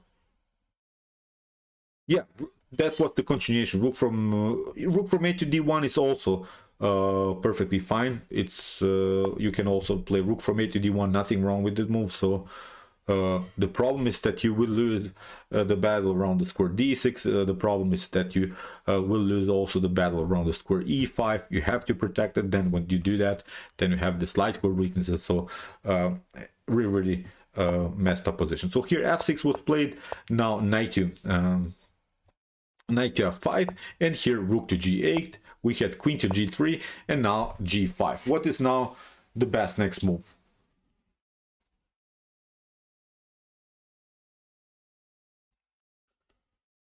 Should we retreat here?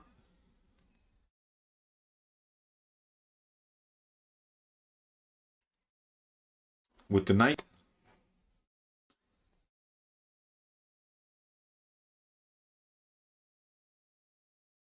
Yeah, knight to h6. And everything is perfectly fine. Rook to g7. Then we can play also with this knight. In the game, something else was played.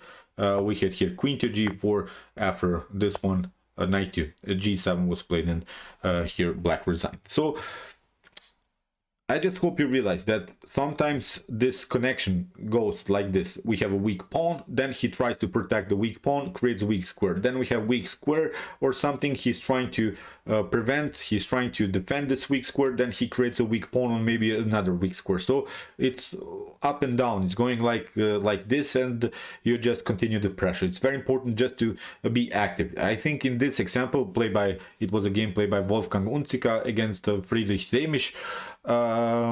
This game is, I think, very important to recognize, because here white just like balance. He played just simple threats, simple positional threats, and here took over simply the game and had really beautiful control. So now comes what is really one of my favorite examples of all times, like about weak squares. It's a game played by Gunasekaran against Vishy Anand, and Gunasekaran is I didn't really find so much info about him, but it's a FIDE master that was in 2004 around 2200 rated, and he beat Vishy Anand, who was at that time around 2800 rated, in a really wild game. And it shows the power really of a weak square. So here h6 was played, and in the continuation of the game we had bishop to f6, knight to f6. Again, let's see now weak squares in black's position. So very important lesson. I think this is now an example that shows how the bishop pair should not be valid as really the most important thing in chess. So let's target now weaknesses. What is now the weakness in black's camp? Very important example now. So here FIDE master, 600 rating points less than Vishy Anand, destroyed here Vishy by using just simply weak square position. So okay,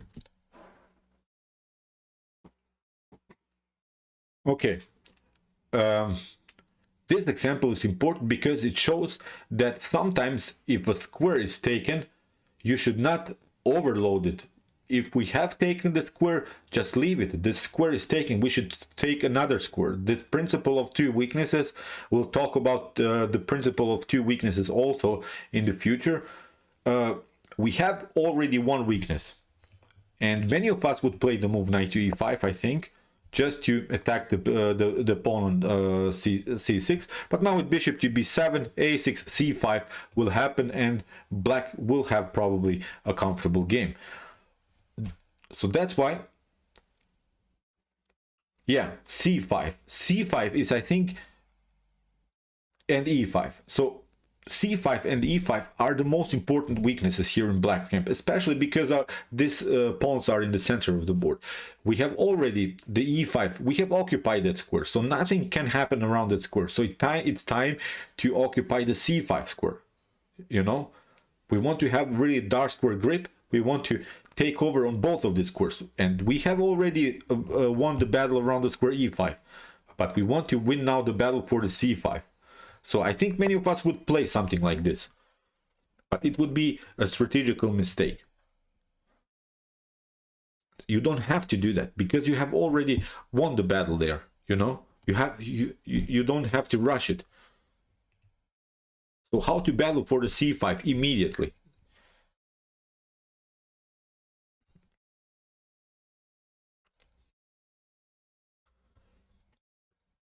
Okay, we have c5 weakness, e5 weakness, and pawn weakness on c6.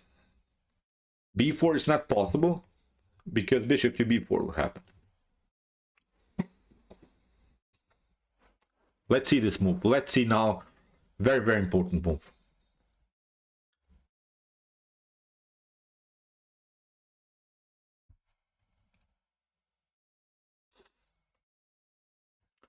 Knight e4 is perfectly fine.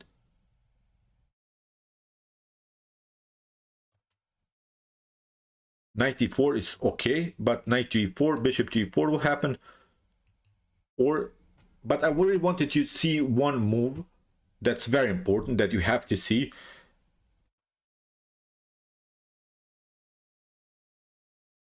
Knight d2. No, we don't want to play knight d2. We are controlling the e5. We're controlling this weak square. Now we want to control the c5 square. Yeah, thank you, Willy. Rook c1. I like rook c1. That's the most important thing. It is indirectly, maybe not immediately, but it is controlling the c5. And also we have here a very important principle, which is now the principle of the last piece that hasn't played so far. We have to include all of the pieces into the game. We have to play with all pieces in chess.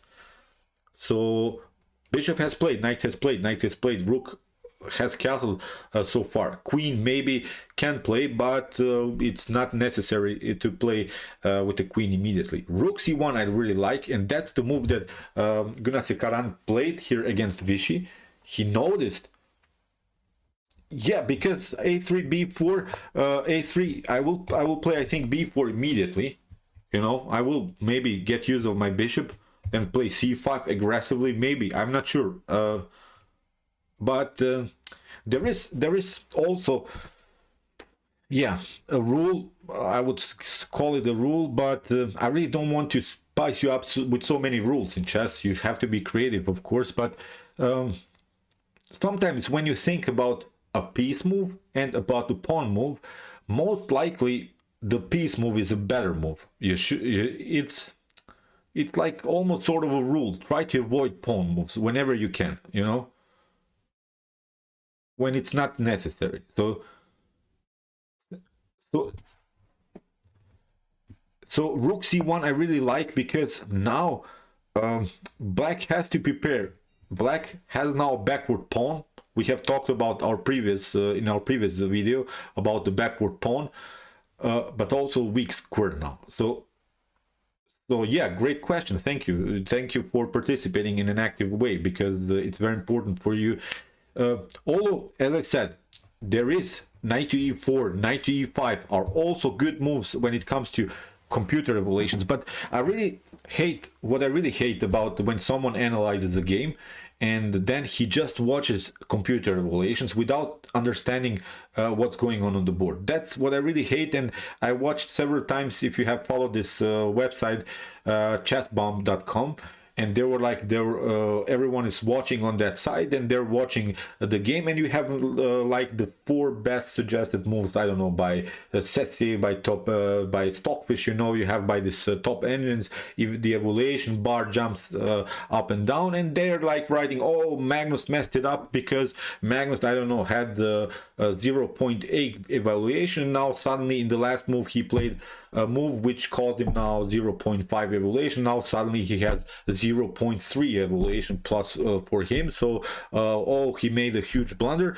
But they don't understand that Magnus still has a comfortable game. He's better on time. He has a better clock. He's choking his opponent. His opponent can only play defensive moves, so they're not reading the position. That's what I hate the most when I watch this live streams or something, when someone is just watching the computer evaluation. If you put now this position into computer evaluation, the suggested move is actually the move knight to e4.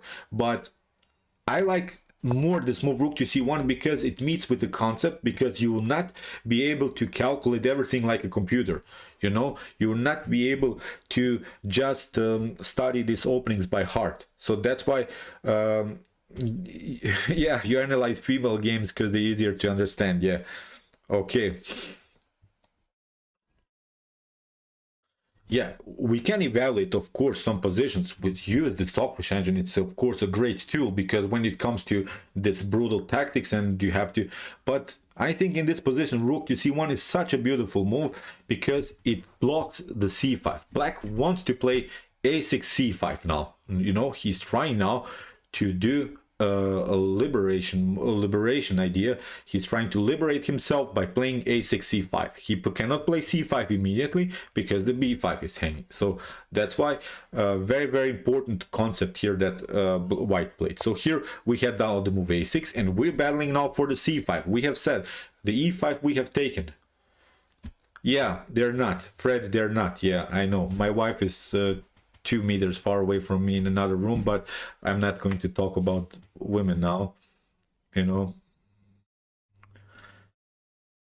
you cannot live without them, you cannot live with them, you know, that's the basic rule. Yeah, that's why it's easier in chess to understand them. But I cannot really talk so much about women because I could have problems later, you know, guys, so we'll keep it cool. So now a6.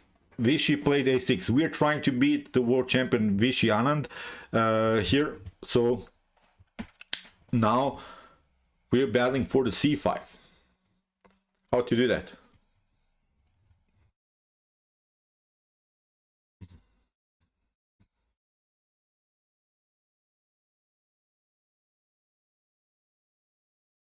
we're battling for the c5.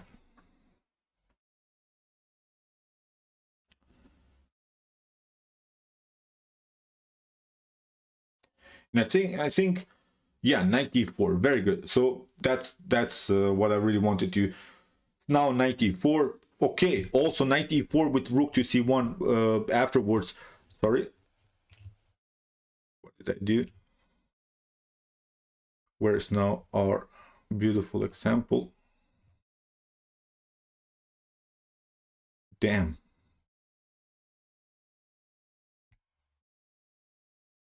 Damn, just wait. I have to download it. Sorry.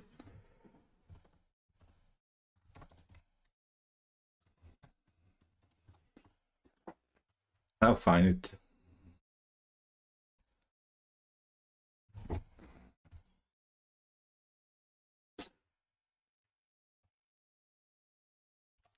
Sorry.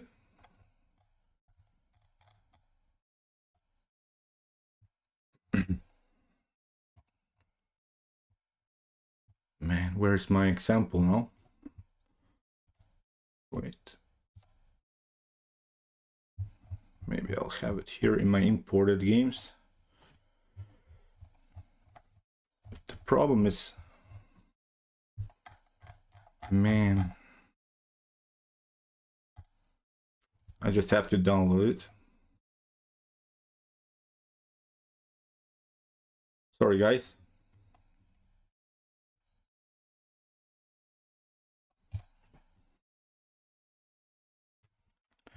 Just wait. I'll download it.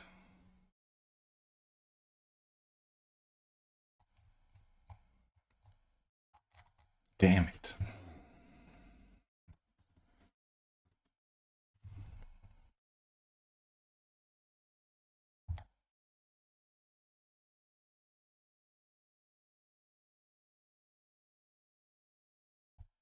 Maybe I'll find the PGN here.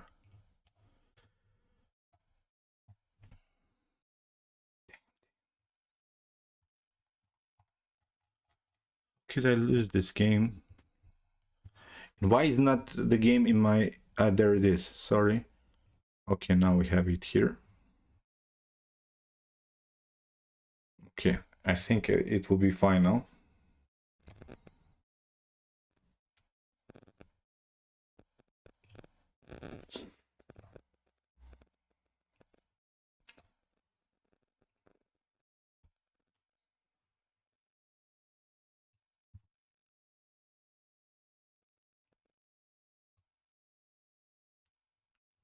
Damn, where's my example now?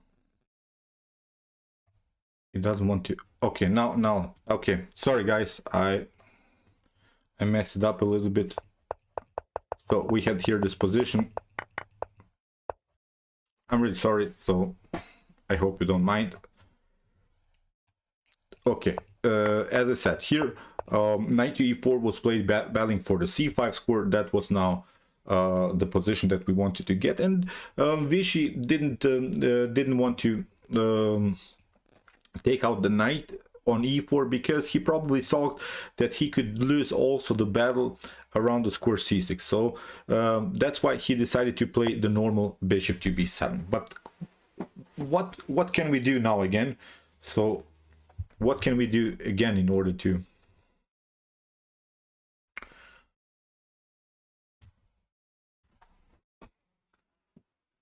So we have said e5 we have already taken. Is it time to occupy the d5? Did you notice I have several Stockfish games also in my imported games? So I really love the Stockfish games. They're really brutal. So yeah, now, so knight to c5 was the game, was the move by Gunnar, and here bishop to c5. With what should we take now? Pawn takes c5 or rook c5?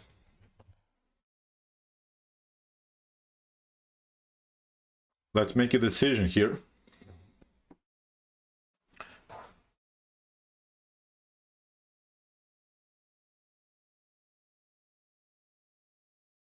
So d takes c5, rook c5.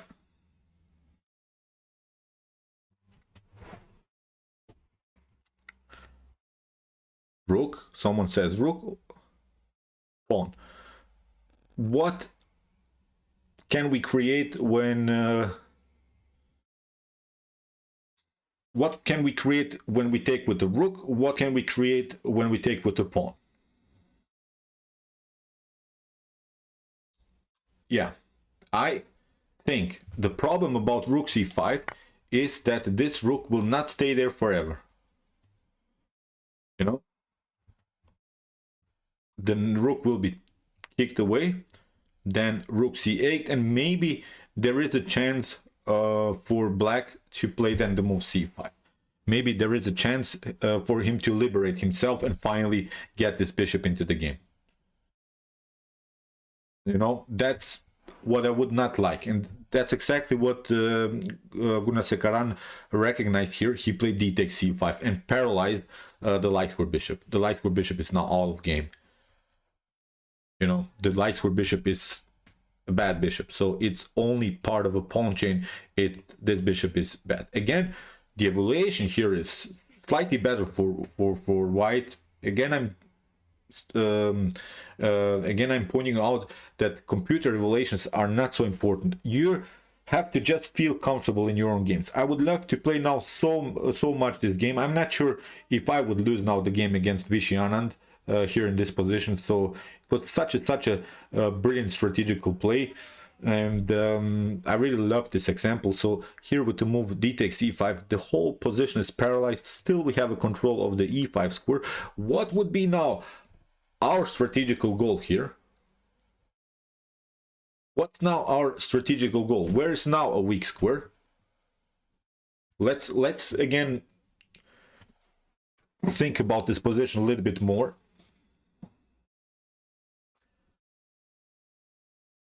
What's now a new weak square?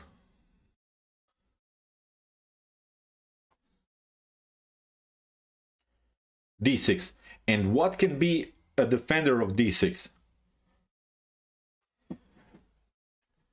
Secure d6, but what can be a defender of d6? That's now very important to recognize here. A knight on d6 would be happy, but there is maybe a protector of d6.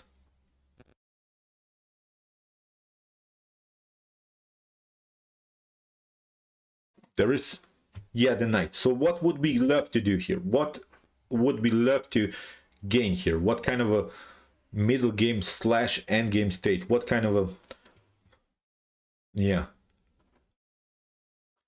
the horse, the knight, yeah, we can call it. Yeah, we want to get rid of the key defender of the knight. So maybe we cannot do that immediately, but when we have the chance, we have to take the chance. We have to grab the knight. We have to trade the bishop for a knight and go into a favorable endgame where this knight could come on d6. So you see, maybe not immediately, but we should not forget about this chance. And this chance, yeah, swap bishop for knight. Very good, Terrell. So this chance we not miss. We did not miss in this game. We have to do it. So here, let's play a couple moves. Rook to e8, queen to c2. We have now e5, bishop to e4. We don't mind. If he wants to take the bishop, he should do so. So we don't mind him to take. We're not allowing him to play the move e4. So we had here queen to c7, now knight to d2, and now finally knight to e4. That was the crucial mistake. Vishy Anand played now the mistake, knight to e4, here rook to d8, and now knight to d6. Again, here I will stop because that's not the point of the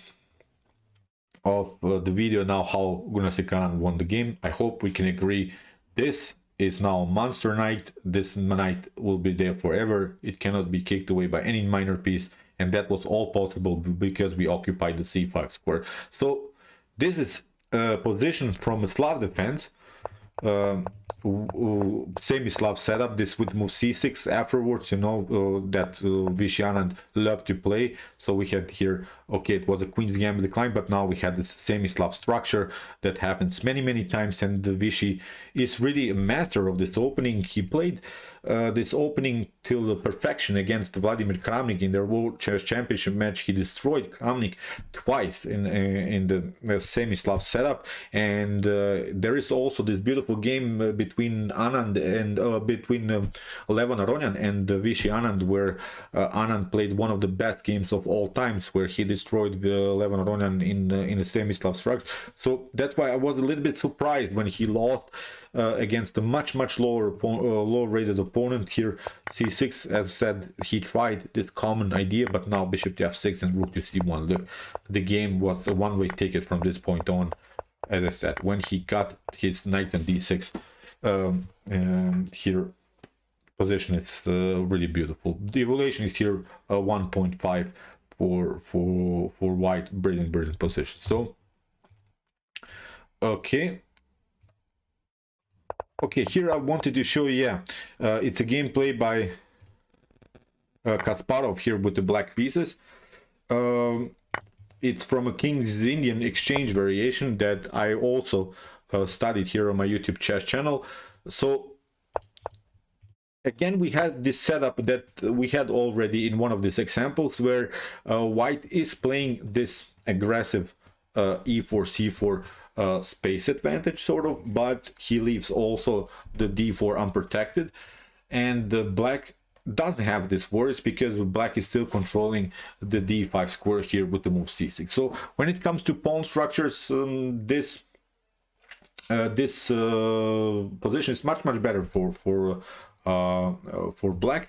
And how to play now this position, it's not so easy to win these games, but again, just think about weak squares and about piece activity. That's how you should think about this position. There's nothing much that can be done, and don't worry so much. Sometimes in chess, the position will reveal itself in the later stage of the game. The position will come to you. You just have to be patient sometimes in chess. You don't rush into attacks. So now we have a clear target. We have a weak d4 square. We're again thinking about the key protectors of the d4 square, which can be obviously the bishop on e3, for instance, if the bishop retreats, and the knight on d4. So the knight on f3, that would control the d4 square. So again, we're just battling for this square. In order to make that happen, we have to also secure some things. So we want to play here sort of maneuver, knight to c5, knight to e3, knight to e6, and then knight to d4. In order to make that happen, we have to play also some moves. So here queenside castling was played, knight to c5, here bishop to f6, and now bishop to f6. So how can we now maybe attack the d4 square further? What should we also consider here now? Yeah, thank you, Tyrell. So what don't we want to get in this position? It's very important now to not allow this. We have now a strategical advantage, and we don't want to miss the advantage. So we have to, what should we not allow here? It's very important. Many of you know about this thing, so I'm doing also this series for basically everyone. That, so what don't we want to get? Because if we want to, we can occupy the d4 square immediately by playing knight to e6, knight to d4. But should we do that? We can take over on the square d4. But should we do this? We had now a similar example. What should we not allow here? So my question is, should we go knight e6, knight d4? We have occupied the weak d4 square. This d4 square cannot be controlled anymore, so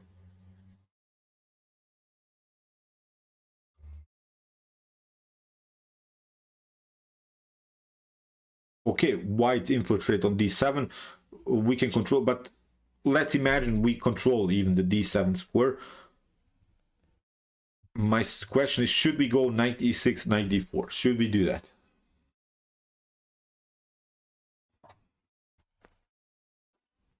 Even if rook d7 wouldn't be a possibility.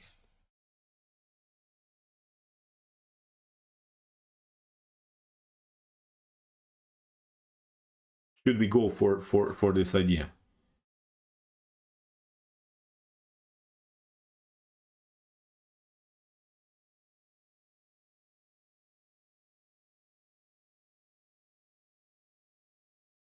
Yeah.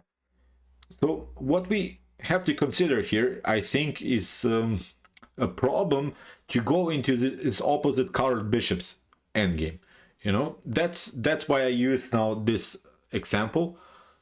What we would love maybe to get here is maybe to play some idea of knight to e6. You know, then maybe, if possible, bishop to d8. Of course, we have to secure first somehow the e5. But we would love to get maybe sort of a maneuver of the bishop where we would control the d4 further, and we don't mind if the knight takes then the bishop, because then we can take out with the knight, where the knight again would control the outpost on the board, where again white would be left with the light square, bad light square bishop. So this example I'm using now just in order to show sometimes it's not good to take over on the weak square immediately, because it leads sometimes into simplified positions. So we have to prepare this settling down on the square for a little bit. We cannot play the game just rushing on that square. That's it looks like a passer, even if yeah, okay, maybe let's see the possible continuation. Okay, I will show it. Now, for instance, let's play a couple of bad moves. Sorry, okay, bishop to d3, of course, sorry. Then maybe knight to e6, and okay, we play something like this, knight to d4. I think that white would love now to play this position, because it's opposite colored bishops endgame, sort of where okay, you have a maybe even a supported pass pawn, but you will not win this game from black's perspective for sure. You will not win the game. I think it's not a complicated game again for white to play. So after move bishop to d3, also my question is, should we take out here the bishop?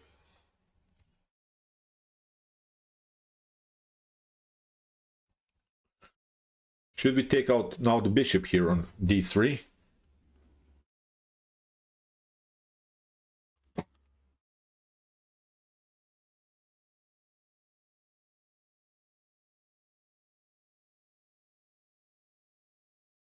Yeah, we should not, because it's a bad bishop. It's blocked out by its own pawns, so we should not go for. We're trying to attack further, just the d4 square without trading the knights. The knights should not be traded off here. That's very important here. So that's why Garry Kasparov played here with the move a5. Why did he play this move?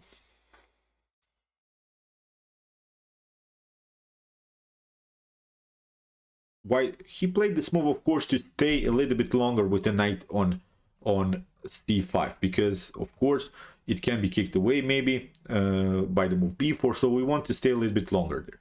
Here the continuation, we have rook g1, rook to e8, protecting. What is Garry Kasparov now trying to do? What is he trying to do? As we said, what are we trying now to make happen? What is the idea behind rook to e8? It's an idea. It doesn't mean necessary that it will happen, but yeah, a5 is of course to protect the knight. But what now? What is with the move rook to e8? Why is Garry playing this move? And it's a brilliant move because it seems like a slightly passive move, but it's necessary to play this move.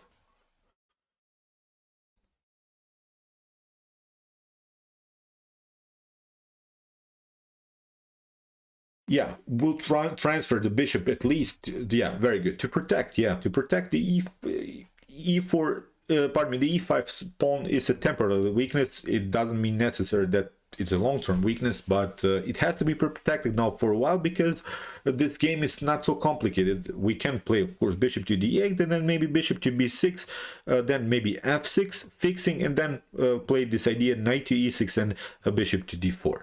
So this maneuvers. That's now the beauty of this game. Again, of course, Kasparov played this game in really a wilder way. but I really wanted to show you this example to show somehow when you can take over of one square like this, not to rush into the attack, because it will happen in the later stage of the game. Now with rook to e8, as we said, bishop to d8, bishop to b6, f6, knight to e6, and then bishop to d4. You see? Do you agree, or do you have still something that should be clarified here? The game was not played anymore around the square d4 because Garry Kasparov played the game in a more aggressive way, in a more tactical way. But here it's very important to recognize the potential opposite colors bishops endgame, and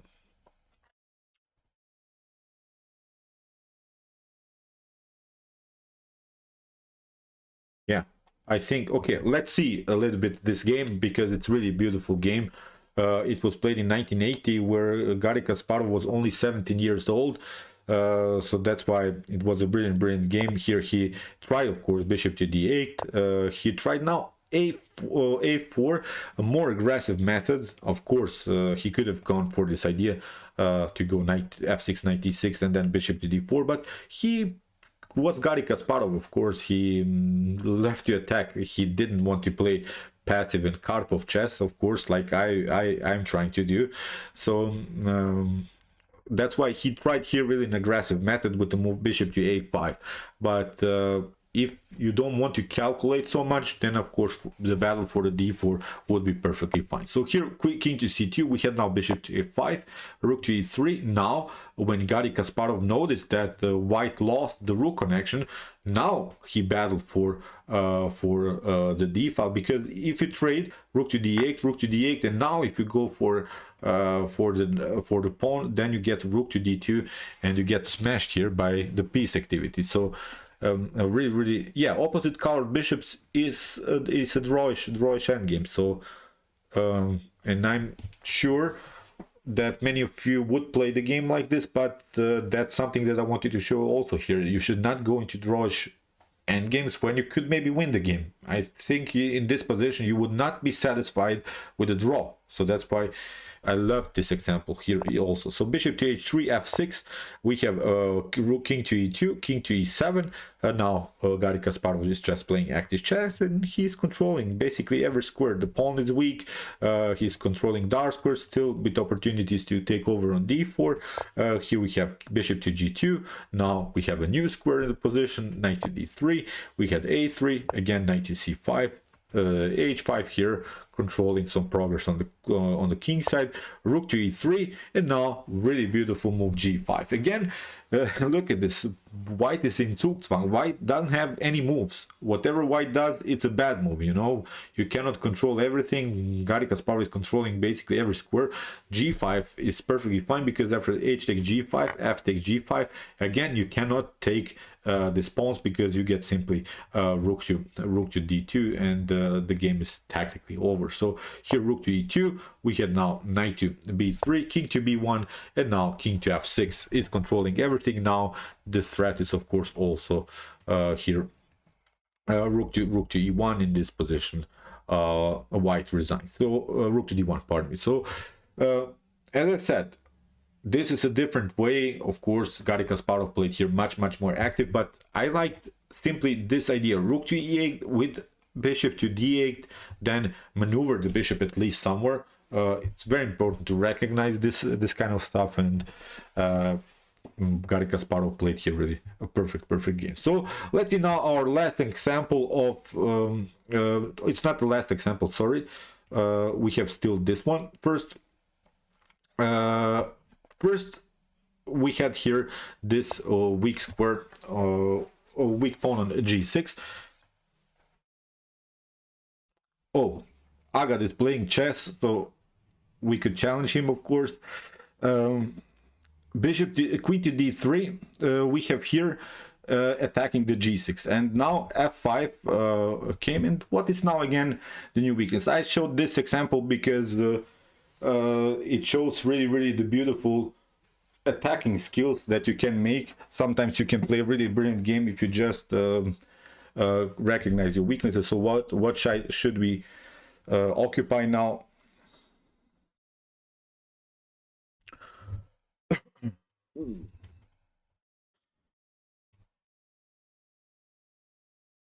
Okay, we have here an obvious, of course, weakness in the position.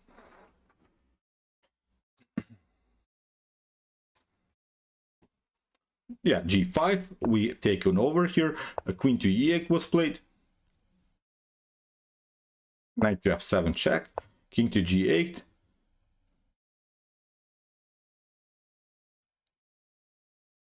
Rook to g3, attacking, and now came bishop to e4. Now let's practice a little bit of tactics. Let's see now the best continuation here for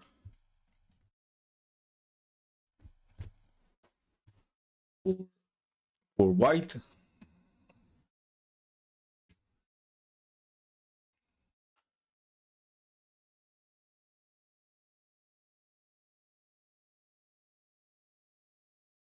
Let's see now the best continuation here.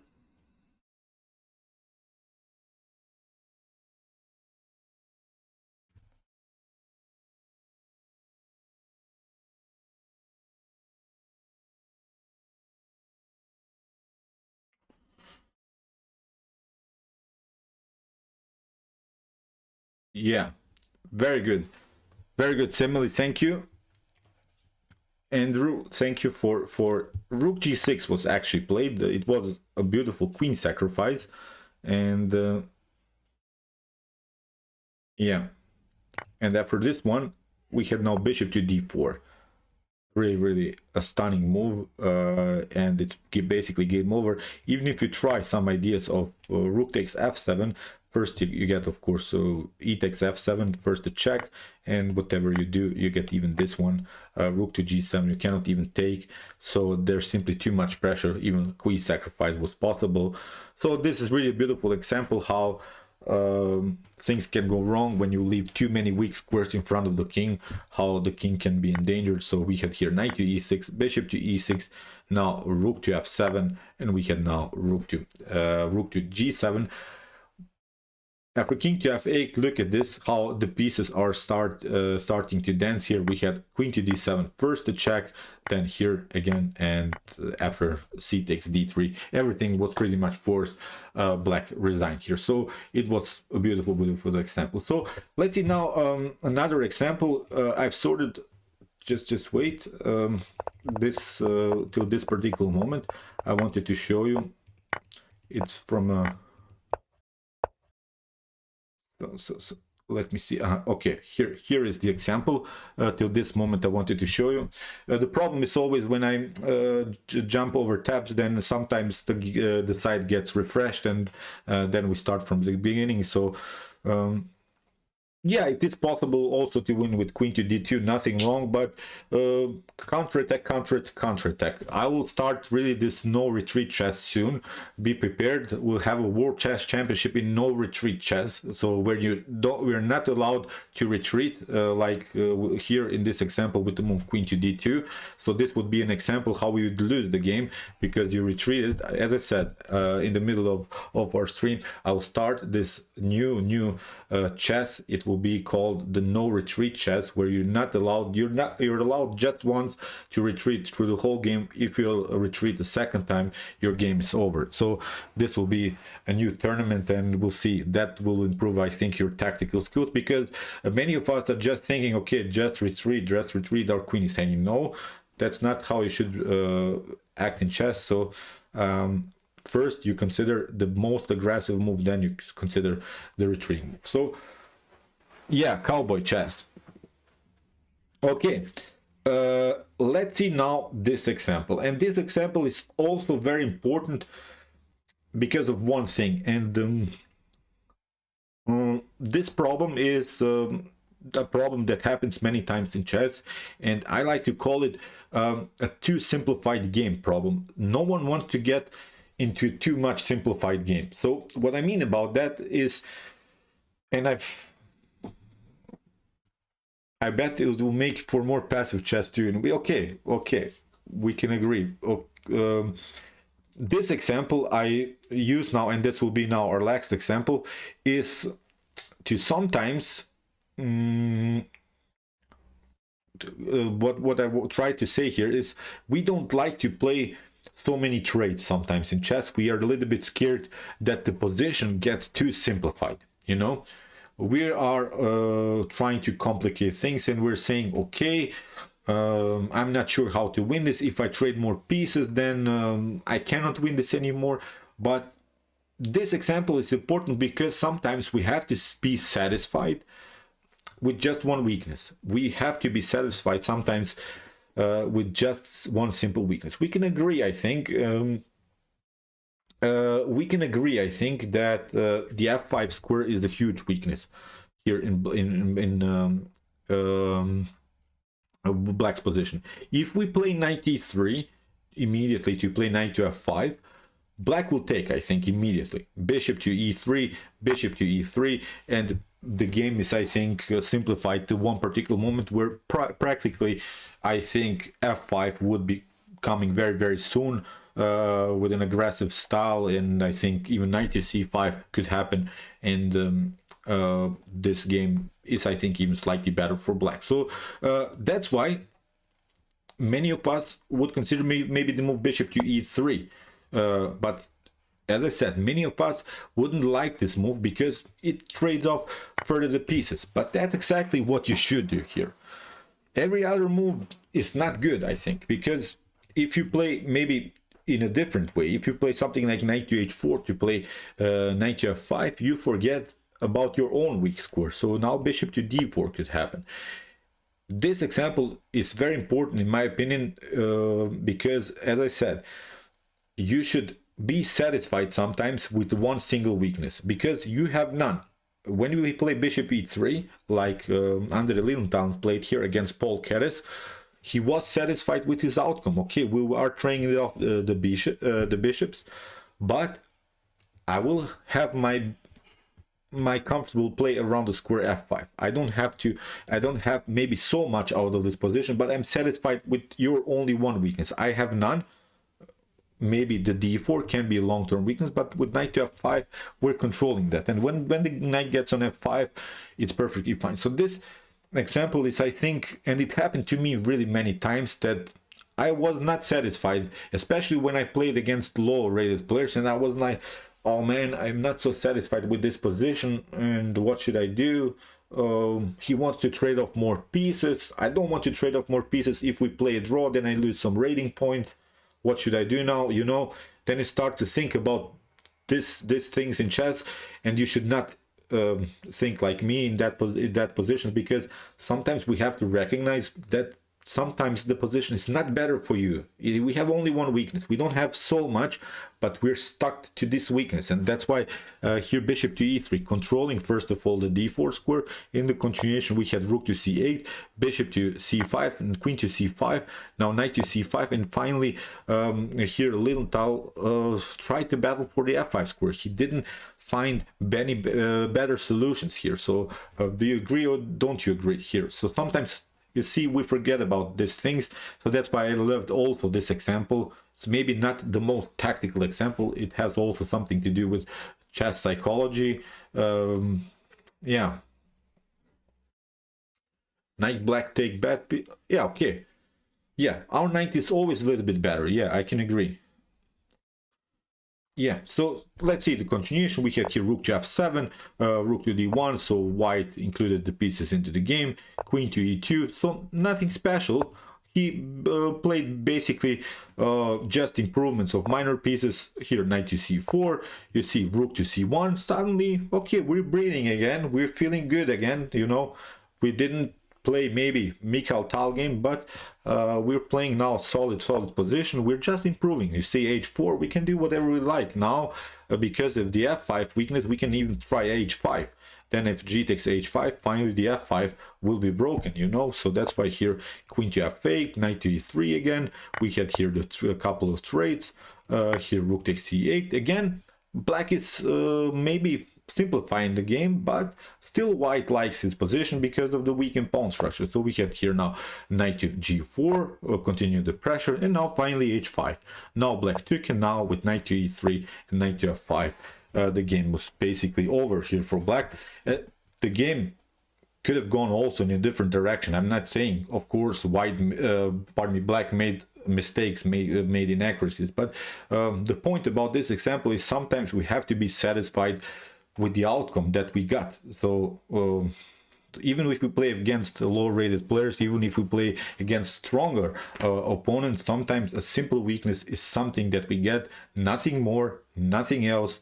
It's just one weakness, nothing special, but we have to stuck on this position, and we have to try to win the game. So okay, this will be it for today. I really hope that you enjoyed it. I really enjoyed it to be here to show you this important principles. I think it was very, very important to solve the weak square positions. These things will happen to you many times. Don't forget, of course, about your weak squares. We have seen now many examples how to exploit weaknesses, but we have seen also in this example, for instance, the bishop to d4 move would be very, very what we have here, a challenger for $100. Okay, but I will not play for money, you know, on my stream. So we can play one game just for fun, it's not a problem, but I'll not play for money. So that's not the point of this series. So but okay, you can challenge me.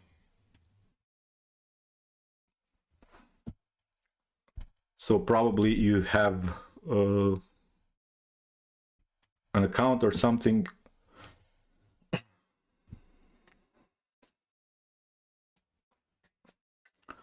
Otherwise, I have to stop now because it's a little bit late. I'm not sure how long this stream was even. Yeah, we have now 3 hours of chats. So Ildan, can we make that for another time? I'm really a little bit tired. It's not that I'm trying to escape. You can challenge me next time. I will play for sure. It's just like 3 hours. I didn't drink water. I didn't do anything. So we'll play for sure. I promise you that. So it's just like I have to make a stop here. So it's getting late. Also working in the morning, my regular work, and yeah, we'll have Tyrell. We have of course new lessons for sure. Yeah, we had also some technical problems, sorry about that, but I'm really don't care about this kind of things. I really love for you these things to settle, that we can agree on some things, that we can also see your ideas, your solutions to some problems, and we'll have of course new lessons in the near future. I will try really this non-retreat chess, because it's very important. You see how many times you have made sort of inaccuracies where you immediately try to retreat, and that's a lesson that costed me many times, because it's part really of chess psychology, and there is really chess psychology. What you think about when you play chess games, retreating chess is chicken chess. So try to do it sometimes. Try to not retreat in many games just for fun, and you see how more aggressive you'll be in chess. Do not retreat. The first thing that you should consider is how to counterattack, and you have fun for sure. So okay, see you soon guys with some more videos, and what you say, chess is the best, of course.